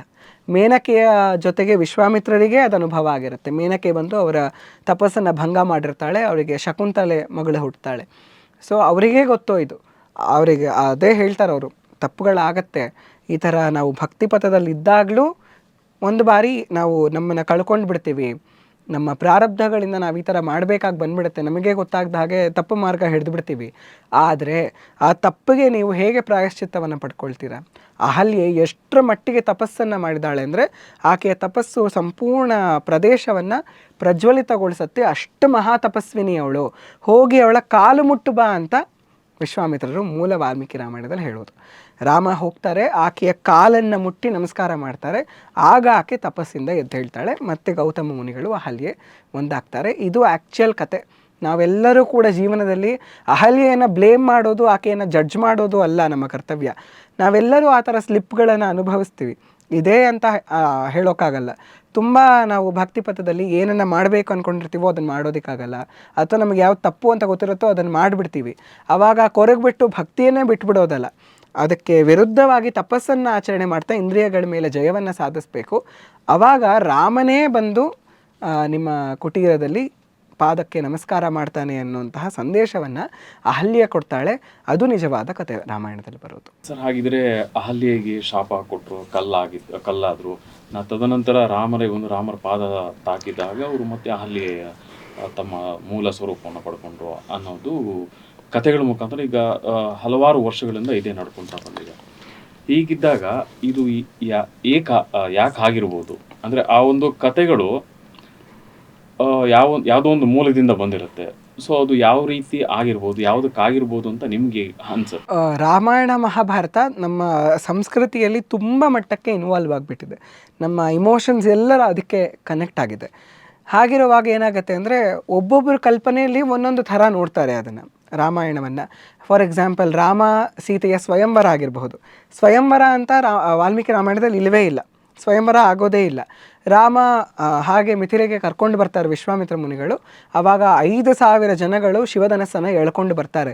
ಬಂದ ಮೇಲೆ ಜನಕ ಹೇಳ್ತಿರ್ತಾರೆ, ಅವರು ಕ್ಯಾಶುಯಲಾಗಿ ಹೇಳ್ತಿರ್ತಾರೆ, ಸೀತೆ ಮದುವೆ ವಯಸ್ಸಿಗೆ ಬಂದಮೇಲೆ ತುಂಬ ಜನಗಳ ರಾಜರು ಇಲ್ಲಿ ಬಂದು ಇದನ್ನು ಎತ್ತೋದಕ್ಕೆ ಪ್ರಯತ್ನ ಮಾಡಿದ್ರು. ನಾನು ಸಂಕಲ್ಪ ಮಾಡಿರೋದು ಏನಂದರೆ, ಯಾರು ಇದನ್ನು ಎತ್ತಿ ಅದಕ್ಕೆ ಪ್ರತ್ಯಂಚ ಅಂತ ಕರಿತೀವಿ, ಅದನ್ನು ಏರಿಸ್ತಾನೋ ಅವನಿಗೆ ನಾನು ನನ್ನ ಮಗಳನ್ನು ಕೊಡ್ತೀನಿ, ವೀರ್ಯ ಶುಲ್ಕವಾಗಿ ನನ್ನ ಮಗಳನ್ನು ಮದುವೆ ಮಾಡಿಸ್ಕೊಡ್ತೀನಿ ಅಂತ ನಾನು ಅಂದ್ಕೊಂಡಿದ್ದೀನಿ. ಆದರೆ ತುಂಬ ಜನ ರಾಜರು ಬಂದರು, ಯಾರ ಕೈಲೂ ಎತ್ತಕ್ಕಾಗಿಲ್ಲ ಅಂತ ಆತ ಹೇಳ್ತಿರ್ತಾನೆ. ರಾಮ ಅದನ್ನೆಲ್ಲ ಕೇಳಿಸ್ಕೊಳ್ದೆ, ಅದನ್ನೆಲ್ಲ ತಲೆಗೂ ಹಾಕ್ಕೊಳ್ದೆ ಹೋಗಿ ಕ್ಷತ್ರಿಯ ಕುತೂಹಲ ಇರುತ್ತಲ್ಲ, ಆ ಕುತೂಹಲದಿಂದ ಎತ್ಬಿಡ್ತಾನೆ ರಾಮ. 5,000 ಜನ ಎಳ್ಕೊಂಡು ಬರ್ತಿದ್ದಂತಹ ಧನಸ್ಸದು, ಅದನ್ನು ಒಂದೇ ಕೈಯಲ್ಲಿ ಎತ್ತಿ ಅದಕ್ಕೆ ಪ್ರತ್ಯಂಚ ಕಟ್ಟಕ್ಕೆ ಹೋಗಿ ಎಷ್ಟು ಮಟ್ಟಕ್ಕೆ ಕಟ್ಟಕ್ಕೆ ಎಳಿತಾನೆ ಅಂದರೆ ಮುರಿದೇ ಹೋಗುತ್ತೆ ಅದು ಶಿವಧನಸ್ಸು. ಹಾಗೆ ನೀನೇ ತಕ್ಕವರ ನನ್ನ ಮಗಳಿಗೆ ಅಂತ ರಾಮನಿಗೆ ಕೊಟ್ಟು ಮದುವೆ ಮಾಡೋದು. ಅದಕ್ಕೆ ಮುಂಚೆ ರಾಮಸೀತೆ ನೋಡೇ ಇರೋದಿಲ್ಲ, ಒಬ್ರನ್ನೊಬ್ರು ಮೀಟ್ ಮಾಡಿರೋದಿಲ್ಲ, ಸ್ವಯಂವರ ಅಂತ ನಡೀಲಿಲ್ಲ. ಮೂಲ ವಾಲ್ಮೀಕಿ ರಾಮಾಯಣದಲ್ಲಿ ಈ ಥರ ಇರೋದು. ಆದರೆ ನಮಗೆ ಒಂದಷ್ಟು ಡ್ರಾಮಾ ಇಷ್ಟ, ಇಂಡಿಯನ್ಸಿಗೆ ಯಾವಾಗಲೂ ಅಷ್ಟೇ, ಸೀರಿಯಲಲ್ಲೂ ಅಷ್ಟೇ. 2 ಎಪಿಸೋಡಲ್ಲಿ ಮುಗಿಸೋದನ್ನು 150 ಎಪಿಸೋಡ್ವರೆಗೂ ತೊಗೊಂಡು ಹೋಗ್ತಾರೆ. ಯಾಕಂದರೆ ಡ್ರಾಮಾ ಇಷ್ಟ ಇಂಡಿಯನ್ಸ್ಗೆ, ನೋಡೋದಕ್ಕೆ ಅಷ್ಟಿಷ್ಟ, ಕುತೂಹಲ ಜಾಸ್ತಿ ಆಗುತ್ತೆ ಅಂತ. ಅದಕ್ಕೋಸ್ಕರ ನಾವು ಆಮೇಲೆ ಬಂದಂತಹ ರೀಟೆಲ್ಲಿಂಗ್ಸಲ್ಲಿ ತುಂಬ ಜನ ಅವರವರ ಭಾವಕ್ಕೆ ತಕ್ಕಂತೆ ಒಂದಷ್ಟು ಎಕ್ಸ್ಟ್ರಾ ಇನ್ಸಿಡೆಂಟ್ಗಳನ್ನ ಸೇರಿಸ್ಕೊಂಡು ಹೋದರು. ನಾವು ಎಲ್ಲನೂ ತಪ್ಪು ಅಂತ ಹೇಳೋಕ್ಕಾಗಲ್ಲ, ಯಾಕಂದರೆ ಇತ್ತೀಚೆಗೆ ಬಂದಿರೋರು ಮಾತ್ರ ಕಲ್ಪನೆಯಲ್ಲಿ ಬರೀತಿರೋರು. ಮುಂಚೆ ಎಲ್ಲ ಋಷಿಗಳು ಅವರು ಧ್ಯಾನದಲ್ಲಿ ಕೂತು ಧ್ಯಾನದಲ್ಲಿ ಏನು ಕಾಣಿಸೋದು ಅದನ್ನೆಲ್ಲ ಬರೆಯೋರು. ಆ ಥರ ಒಂದಷ್ಟು ತುಂಬ ನಿಜ ಘಟನೆಗಳು ಇದೆ. ಇವಾಗ ಛಾಯಾಸೀತಾ ಅಂತ ಕರಿತೀವಿ. ಛಾಯಾಸೀತಾ ಅಂದರೆ ರಾವಣ ನಿಜವಾಗ್ಲೂ ಸೀತೆಯನ್ನು ಅಪಹರಣ ಮಾಡಲಿಲ್ಲ, ಸೀತೆಯ ಒಂದು ಛಾಯೆಯನ್ನು ಮಾತ್ರ ಅಪಹರಣ ಮಾಡಿದ್ದು. ಅಗ್ನಿ ಪ್ರವೇಶ ಸೀತೆ ಮಾಡಿದಾಗ ನಿಜವಾದ ಸೀತೆ ಹೊರಗೆ ಬಂದಲು, ಈ ಛಾಯೆ ಸೀತೆ ವಾಪಸ್ ಹೊರಟೋದ್ಲು ಅನ್ನೋಂತಹ ಥಿಯರಿ ಒಂದಿದೆ, ರೀಟೆಲ್ಲಿಂಗ್ಸಲ್ಲಿ ಬರುವಂಥದ್ದು. ನಮಗೆ ಇದಕ್ಕೆ ಸ್ವಲ್ಪ ಕ್ಲೂ ನಮಗೆ ಮೂಲ ರಾಮಾಯಣದಲ್ಲಿ ಸಿಗುತ್ತೆ. ರಾವಣ ಹೇಳ್ತಾನೆ, ಆತ ವೇದವತಿ ಅನ್ನೋಂತಹ ಒಬ್ಬಳು ಋಷಿಕನ್ಯೆ, ಅವಳು ತಪಸ್ಸು ಮಾಡ್ತಿರ್ತಾಳೆ, ಅವಳ ಮೇಲೆ ಇವನು ತುಂಬ ಮೋಹಿತನಾಗ್ಬಿಟ್ಟು ಅತ್ಯಾಚಾರ ಮಾಡಿಬಿಡ್ತಾನೆ. ತುಂಬ ಅವಳಿಗೆ ಬೇಜಾರಾಗಿ ದೇಹತ್ಯಾಗ ಮಾಡಿಬಿಡ್ತಾಳೆ. ದೇಹತ್ಯಾಗ ಮಾಡೋ ಮುಂಚೆ ಹೇಳಿರ್ತಾಳೆ, ಮುಂದಿನ ಜನ್ಮದಲ್ಲಿ ನಾನೇ ಬಂದು ನಿನ್ನ ಸಾವಿಗೆ ಕಾರಣ ಆಗ್ತೀನಿ ಅಂತ. ಅದಕ್ಕೆ ಅವಳೇ ವೇದವತಿ, ರಾವಣನೇ ಹೇಳ್ತಾನೆ, ಇದನ್ನು ಮೂಲ ವಾಲ್ಮೀಕಿ ರಾಮಾಯಣದಲ್ಲೇ ಸಿಗುತ್ತೆ, ವೇದವತಿನೇ ಈ ಸೀತೆ ರೂಪದಲ್ಲಿ ಬಂದಿದ್ದಾಳೇನೋ ಅಂತ ರಾವಣನೇ ಹೇಳ್ತಾನೆ. ಸೊ ನಮ್ಗೆ ಅಲ್ಲಿ ಒಂದು ಸ್ವಲ್ಪ ಹಿಂಟ್ ಸಿಗುತ್ತೆ. ಸೊ ಈ ಥರ ಥಿಯರಿಗಳನ್ನ ನಾವು ನಂಬೋದು. ಆದರೆ ಒಂದಷ್ಟು ಏನೇನೋ ಥಿಯರಿಗಳನ್ನ ಹೇಳ್ಬಿಡ್ತಾರೆ. ಒಂದು ಈ ಥರ ರೆಡಿಕ್ಯುಲಸ್ ಮಹಾಭಾರತ ಥಿಯರಿ ಅಂದರೆ ದ್ರೌಪದಿಗೂ ಕರ್ಣನಿಗೂ ಪ್ರೀತಿ ಇತ್ತು, ಅದೆಲ್ಲ ತುಂಬ ಬುಲ್ಶಿಟ್ ಅದು. ಆ ಥರ ಎಲ್ಲ ಹೇಳೋದಕ್ಕೆ ಶುರು ಮಾಡಿಬಿಡ್ತಾರೆ. ಆವಾಗ ಏನಾಗುತ್ತೆ, ಮೂಲ ಕಥೆಗೆ ಭಂಗ ಆಗುತ್ತೆ. ಅದರಿಂದ ನಾವು ಬಚಾವಾಗಿರಬೇಕು ಹೊರತು ಒಂದಷ್ಟು ಥಿಯರಿಗಳನ್ನ ನಾವು ಅದು ನಂಬಿದ್ರೆ ಏನು ತಪ್ಪಿಲ್ಲ. ಸರ್ ಓಕೆ, ಈಗ ತುಂಬ ಕಾಂಟ್ರವರ್ಸಿ ವಿಷಯ ಅಂದರೆ ಈಗ ರಾಮ್ ಸೇತು ಅನ್ನೋದು ಕಾಂಟ್ರವರ್ಸಿ ಅವಾಗಿಂದನೂ ನಡೀತಾ ಇದೆ, ಇವಾಗಲೂ ಇದೆ. ಅದಕ್ಕೆ ಕನ್ಕ್ಲೂಷನ್ ಅನ್ನೋದು ಕೆಲವೊಂದು ಕಡೆ ರಿಸರ್ಚರ್ಸ್, ನೀವು ಹೇಳ್ದಂಗೆ ಫಾರಿನ್ ರಿಸರ್ಚರ್ಸ್ ಆಗಿರ್ಬೋದು ಅಥವಾ ನಮ್ಮ ಭಾರತದ್ದೇ ಆದಂಥ ಕೆಲವೊಂದು ರಿಸರ್ಚರ್ಸ್ ಆಗಿರ್ಬೋದು, ಅದಕ್ಕೆ ಕೆಲವೊಂದು ಕನ್ಕ್ಲೂಷನ್ ಕೊಟ್ಟಿದ್ರು ಈ ರಾಮ್ ಸೇತು ಬಗ್ಗೆ ಇರುವಂಥ ತಪ್ಪು ಕಲ್ಪನೆ ಏನು? ಸೊ ನಾವು ರಾಮಾಯಣದಲ್ಲಿ ನೋಡಿದಾಗ ನಾವು ಸೀರಿಯಲ್ಗಳಲ್ಲಿ ನೋಡೋದು ಏನಂದರೆ, ರಾಮಸೇತು ಕಟ್ಟೋದಕ್ಕೆ ವಾನರ ಸೈನ್ಯ ಎಲ್ಲ ಕಲ್ಲುಗಳನ್ನ ತೊಗೊಂಡ್ರು, ರಾಮ ಅಂತ ಬರೆದ್ರು, ಆ ಕಲ್ಲನ್ನು ಹಾಕಿದ್ದಕ್ಕೆ ನೀರ ಮೇಲೆ ತೇಲ್ತು ಅಂತ. ಅದಕ್ಕೆ ಅದನ್ನು ಕಲ್ಪನೆ ಅಂತ ಎಲ್ಲರೂ ಕರೆಯೋದು. ಇಲ್ಲ, ಅದು ಕಲ್ಪನೆ, ಅದು ಆ್ಯಡಮ್ಸ್ ಬ್ರಿಡ್ಜ್, ಅದು ರಾಮಸೇತು ಅಲ್ಲ, ಅಥವಾ ನ್ಯಾಚುರಲಿ ಫಾರ್ಮ್ ಆಗಿರೋದದು, ಆ ಥರ ಎಲ್ಲ ಹೇಳೋದಕ್ಕೆ ಶುರು ಮಾಡಿಬಿಡ್ತಾರೆ. ಯಾಕಂದರೆ ನಿಮ್ಮ ಡಿಸ್ಕ್ರಿಪ್ಷನ್ಗೆ ಮ್ಯಾಚೇ ಆಗಲ್ವಲ್ಲ, ಅದು ಕಲ್ಲು ಹೆಂಗೆ ತೇಲಕ್ಕೆ ಸಾಧ್ಯ ಆ ಥರ ಅಂತ. ಅಲ್ಲಿ ನೋಡಿದ್ರೆ ರಾಮಸೇತುವಲ್ಲಿ ಕಲ್ಲು ತೇಲ್ತಿಲ್ಲ, ಅದನ್ನು ಆ್ಯಕ್ಚುಲಾಗಿ ಬ್ರಿಡ್ಜ್ನ ಬಿಲ್ಡ್ ಮಾಡಿರೋದು ಅದು. ಅದಕ್ಕೆ ನಾನು ಮುಂಚೆ ಹೇಳಿದ್ದು ಮೂಲ ವಾಲ್ಮೀಕಿ ರಾಮಾಯಣ ಓದಬೇಕು ಅಂತ. ಅದರಲ್ಲಿ ಈ ಥರ ರಾಮನ ಹೆಸರು ಬರೆದು ಕಲ್ಲು ತೇಲ್ತು ಅಂತ ಇಲ್ಲ. ನಮಗೆ ಸಿಂಪಲ್ ಕಾಮನ್ ಸೆನ್ಸ್ ಯೂಸ್ ಮಾಡಿದ್ರೆ ಗೊತ್ತಾಗುತ್ತೆ. ರಾಮ ಅಂತ ಕಲ್ಲ ಮೇಲೆ ಬರೆದುಬಿಟ್ಟು ಆ ಕಲ್ಲ ಮೇಲೆ ನಡ್ಕೊಂಡು ಹೋಗೋದಕ್ಕೆ ಸಾಧ್ಯನಾ ವಾನರ ಸೈನ್ಯಕ್ಕೆ? ಸಾಧ್ಯ ಇಲ್ಲ. ಅದರಲ್ಲೇ ಅದು ನಮಗೆ ತಪ್ಪು ಅಂತ ಗೊತ್ತಾಗಬೇಕು. ಅದು ಇಮೋಷ್ನಲ್ ಆಗಿ ರಾಮನ ನಾಮಕ್ಕೆ ಭಾವ ಬರಲಿ ಅಂತ ಅದನ್ನು ಆ ಥರ ಕತೆಗಳನ್ನ ಹೇಳೋದಕ್ಕೆ ಶುರು ಮಾಡಿರೋದು. ಮೂಲ ರಾಮಾಯಣದಲ್ಲಿ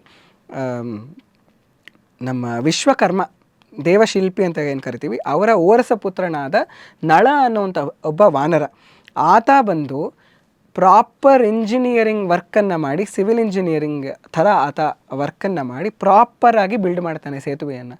ಈ ಥರ ಕಲ್ಲುಗಳನ್ನ ತೊಗೊಂಬರ್ಬೇಕು, ಈ ಥರ ಮರಗಳನ್ನ ತರಬೇಕು, ಇಷ್ಟೇ ಮೆಷರ್ಮೆಂಟಲ್ಲಿ ಅದನ್ನು ಹಾಕಬೇಕು, 100 ಯೋಜನೆಗಳು ಅಂತ ಹೇಳ್ತಾರೆ. ಅದರ ಡಿಸ್ಟೆನ್ಸು 100 ಯೋಜನೆಗಳವರೆಗೂ ಕಟ್ತಾರೆ. ಇದೇ ಥರ ಪ್ರಾಪರಾಗಿ ಇಂಜಿನಿಯರಿಂಗ್ ಟಾಸ್ಕ್ ಮಾಡಿ ಅದನ್ನು ಕಟ್ಟೋದು ಅಂತ ಮೂಲ ರಾಮಾಯಣದಲ್ಲಿ ತುಂಬ ಚೆನ್ನಾಗಿ ಡಿಸ್ಕ್ರಿಪ್ಷನ್ ಕೊಟ್ಟಿದ್ದಾರೆ. ಅದನ್ನು ನೋಡಿದ್ರೆ ಇವತ್ತು ರಾಮಸೇತು 100% ಮ್ಯಾಚ್ ಆಗುತ್ತೆ. ಸೊ ಅದರಲ್ಲಿ ನಮಗೆ ಸಿಕ್ಕ ಹೋಗುತ್ತೆ. ಸೊ ರಾಮಸೇತು ಅನ್ನೋದು ನಾವು ಇಮೋಷ್ನಲಿ ನೋಡಿದಾಗ ರಾಮ ಅನ್ನೋ ಹೆಸರನ್ನು ತೇಲ್ತು ಅಂತ ಹೇಳೋದು. ಆದರೆ ಮೂಲ ವಾಲ್ಮೀಕಿ ರಾಮಾಯಣದಲ್ಲಿ ಪ್ರಾಪರಾಗಿ ನಳ ಕಟ್ಟದ ಅಂತ. ಅದಕ್ಕೆ ಅದರ ಹೆಸರು ರಾಮಸೇತು ಅಂತ ಕೂಡ ಇರೋದಿಲ್ಲ. ರಾಮ ಸೀತೆಗೆ ಪುಷ್ಪಕ ವಿಮಾನದಲ್ಲಿ ವಾಪಸ್ ಬರ್ತಾ ಇದೆಲ್ಲ ತೋರಿಸ್ಕೊಂಡು ಬರ್ತಾನೆ, ನಾನು ಈ ಜಾಗದಲ್ಲಿ ಮಹಾದೇವನ ಪೂಜೆ ಮಾಡಿದೆ ಅಂತೆಲ್ಲ ಹೇಳ್ತಾನೆ. ಆವಾಗ ರಾಮಸೇತುವನ್ನು ಕೂಡ ತೋರಿಸ್ತಾನೆ. ನಳ ಕಟ್ಟಿದ ಸೇತು ಇದು ನಳ ಸೇತು ಅಂತ ರಾಮ ಹೇಳೋದು. ರಾಮಾಯಣದಲ್ಲಿ ಅದರ ಹೆಸರು ನಳ ಸೇತು ಅಂತ. ಆಮೇಲೆ ನಾವು ರಾಮಸೇತು ಅಂತ ಕರೆಯೋದಕ್ಕೆ ಶುರು ಮಾಡಿದ್ದು. ಸರ್, ಈಗ ನೀವು ಒಂದು 2 ಇನ್ಸಿಡೆಂಟ್ ಹೇಳಿದ್ರಿ, ಸ್ವಯಂವರದ್ದೊಂದು, ಆಮೇಲೆ ರಾಮ್ ಸೇತು ಬಗ್ಗೆ ಒಂದು. ಈಗ ನಾನು ಓದಿರುವಂಥ ಪುಸ್ತಕಗಳಲ್ಲಿ ಸ್ವಯಂವರದ ಬಗ್ಗೆ ತಪ್ಪು ಕಲ್ಪನೆ ಇರುವಂತಹ, ರಾಮ ಸೀತೆಗೆ ಸ್ವಯಂವರ ಏರ್ಪಾಡು ಮಾಡಿರ್ತಾರೆ ಅಯೋಧ್ಯೆಯಲ್ಲಿ. ಸೊ ಆಗ ಎಲ್ಲ ರಾಜರುಗಳನ್ನು ಇನ್ವೈಟ್ ಮಾಡ್ತಾರೆ. ಸೊ ಅಲ್ಲಿ ಧನಸ್ಸು ಇರುತ್ತೆ, ಅದನ್ನು ಯಾರು ಎತ್ತಿ ನಿಲ್ಲಿಸ್ತಾರೋ ಅವ್ರಿಗೆ ಸೀತೆಯನ್ನು ವಿವಾಹ ಮಾಡಿಕೊಡುವಂಥದ್ದು ಆಗಿರುತ್ತೆ ಅಂತ ಸಾಮಾನ್ಯ ರಾಮಾಯಣ ಒಂದು ಸ್ಕೂಲಲ್ಲಿ ಏನಿರುವಂಥ ಒಂದು ಪುಸ್ತಕದಲ್ಲಿ ಅದನ್ನು ಉಲ್ಲೇಖಿಸಲಾಗಿದೆ. ಆಮೇಲೆ ಈಗ ರಾಮ್ ಸೇತು ಬಗ್ಗೆ ಆ ಕಲ್ಲುಗಳನ್ನು ಚಿತ್ರ ಸಮೇತ ಒಂದು ಚಿತ್ರ ಇರುತ್ತೆ, ಆ ಕಲ್ಲಿನ ಚಿತ್ರ ಇರುತ್ತೆ, ಕಲ್ಲಿನ ಚಿತ್ರದ ಮೇಲೆ ರಾಮ ಅಂತ ಬರೆದಿರ್ತಾರೆ. ಸೊ ಅದು ಉಲ್ಲೇಖ ಆಗಿದೆ ಪುಸ್ತಕಗಳಲ್ಲಿ ಇರುವಂಥದ್ದು. ಆಮೇಲೆ ಅಳಿಲು ಸೇವೆ ಅಂತ ಒಂದು ಇದೆ. ಈಗ ಅಳಿಲು ಆ ಟೈಮಲ್ಲಿ ರಾಮನಿಗೆ ಕಲ್ಲೆಲ್ಲ ಜೋಡಿಸ್ತಿದ್ದಾಗ ಸಣ್ಣ ಮರಳು ತಂದು ಮಧ್ಯದಲ್ಲಿ ಹಾಕಿ ಅದನ್ನು ಆಗಿರುವಂತ ಮಾಡಿದೆ ಅಂತ ಹೇಳ್ತು. ಇದಕ್ಕೆ ರಾಮನ್ ಮೆಚ್ಚಿ ಅದ್ರ ಮೇಲೆ 3 ಗೆರೆ ಎಳೆದಿದ್ದಾರೆ, ಅಳಿಲ್ ಮೇಲೆ ಇದೆ, ಅದು ಅದೇ ಇದೆ ಅಂತ ಹೇಳ್ತಾರೆ. ಸೊ ಹಾಗಿದ್ದಾಗ ನೀವ್ ಹೇಳ್ತಾ ಇರೋದು, ಆಮೇಲೆ ಈಗ ನಾವು ನಂಬ್ಕೊಂಡಿರೋದು ಯಾವುದು ಸತ್ಯ, ಯಾವುದು ಸುಳ್ಳು? ಅದೇ ನಾನು ಹೇಳಿದ ಹಾಗೆ ಒಂದಷ್ಟು ಇತಿಹಾಸ, ನಾವು ವಾಲ್ಮೀಕಿ ರಾಮಾಯಣ ಇತಿಹಾಸ, ಅದು ಹಿಸ್ಟ್ರಿ, ಅದು ಸತ್ಯ. ಅದರ ನಂತರ ಏನೆಲ್ಲ ಬಂದಿದೆ ಅದು ಕತೆಗಳ ಮುಖಾಂತರ ನಮಗೆ ಮನಕ್ಕೆ ಜಾಸ್ತಿ ಮುಟ್ಟಲಿ, ನಮ್ಮ ಮನಸ್ಸಲ್ಲಿ ಅದು ಜಾಸ್ತಿ ಕಾಲ ಉಳ್ಕೊಳ್ಳಿ ಅಂತ ಹೇಳೋದಕ್ಕೆ ಮಾಡಿರೋದು. ಅಳಲ್ ಸೇವೆ ಎಲ್ಲ ಖಂಡಿತವಾಗ್ಲೂ ಅದು ನಡೆದಿರುತ್ತೆ. ರಾಮ ಅದು 3 ಬೆರಳಿಟ್ಟಿರೋದು, ಭಾರತದಲ್ಲಿರೋ ಅಳಿಲುಗಳ ಮೇಲೆ ಮಾತ್ರ ಆ ಥರ 3 ಬೆರಳುಗಳ ಚಿಹ್ನೆ ಇರೋದು, ಕಾಗೆಗಳು ಒಂದು ಕಣ್ಣಿಂದ ನೋಡೋದು, ಅದೆಲ್ಲ ರಾಮಾಯಣಕ್ಕೆ ಅಸೋಸಿಯೇಟ್ ಆಗಿರುವಂತಹ ಕತೆಗಳು. ಅದೇ ಥರ ನಾವು ರಾಮಸೇತು ಮಾತ್ರ ನಾವು ಕ್ಲಿಯರ್ ಆಗಿ ವಾಲ್ಮೀಕಿ ರಾಮಾಯಣದಲ್ಲಿ ನೋಡ್ತೀವಿ ಯಾವ ಥರ ಕಟ್ಟಿದ್ದು ಅಂತ. ರಾಮನ ಹೆಸರು ಬರೆದಿದ್ದು, ಅದೆಲ್ಲ ಸ್ವಯಂವರ ನಡೆದಿದ್ದು, ಆಮೇಲೆ ಬಂದಂತಹ ರೀಟೆಲಿಂಗ್ಸ್ ನಡಿ ಅದನ್ನು ಹೇಳ್ಕೊಂಡು ಬಂದಿದ್ದು. ಇನ್ನೊಂದಷ್ಟು ಮಟ್ಟಕ್ಕೆ ಡ್ರಾಮಾ ಆ್ಯಡ್ ಆಗಲಿ, ಸ್ವಯಂವರ ಅಂದರೆ ಕ್ಯೂರಿಯಾಸಿಟಿ ಇರುತ್ತಲ್ಲ, ತುಂಬ ರಾಜರುಗಳಿದ್ದಾರೆ. ಆ್ಯಕ್ಚುಲಿ ರಾಜರುಗಳು ಬಂದು ಟ್ರೈ ಮಾಡಿರ್ತಾರೆ, ಎಲ್ಲ ಒಟ್ಟಿಗೆ ಬಂದು ಟ್ರೈ ಮಾಡಿರಲ್ಲ ಅಷ್ಟೇ. ಅದಕ್ಕೆ ಮುಂಚೆ ಜನಕ ಹೇಳ್ತಾನೆ, ತುಂಬ ಜನಗಳು ಬಂದು ಟ್ರೈ ಮಾಡಿದ್ರು, ಯಾರ ಕೈಲೂ ಸಾಧ್ಯ ಆಗಲಿಲ್ಲ ಧನಸ್ಸನ್ನು ಎತ್ತಕ್ಕೆ ಅಂತ ವಾಲ್ಮೀಕಿ ರಾಮಾಯಣದಲ್ಲಿ ಹೇಳ್ತಾನೆ. ಒಟ್ಟಿಗೆ ಬರ್ತಾರೆ ಅಂತ ನಾವು ಆಮೇಲೆ ಬರೋ ಕಥೆಗಳಲ್ಲಿ ನೋಡೋದು. ಯಾಕಂದರೆ ಕ್ಯೂರಿಯಾಸಿಟಿ ಬಿಲ್ಡ್ ಮಾಡಬೇಕಲ್ಲ. ಒಬ್ಬೊಬ್ಬರೇ ಬರ್ತಾರೆ, ಒಬ್ಬರು ಈ ಥರ ಎತ್ತಾರೆ, ಇನ್ನೊಬ್ಬರು ಆ ಥರ ಎತ್ತಕ್ಕೆ ಪ್ರಯತ್ನ ಮಾಡ್ತಾರೆ, ಒಬ್ಬ ಗರ್ವದಿಂದ ಬರ್ತಾನೆ, ಇನ್ನೊಬ್ಬ ವಿನಮ್ರತೆಯಿಂದ ಬರ್ತಾನೆ. ಅದೆಲ್ಲ ಹೇಳ್ಕೊಂಡು ಬಂದಾಗ ಇನ್ನೊಂದು ಸ್ವಲ್ಪ ಡ್ರಾಮಾ ಆ್ಯಡ್ ಆಗುತ್ತೆ ಅನ್ನೋ ಒಂದೇ ಕಾರಣ ಅಷ್ಟೇ.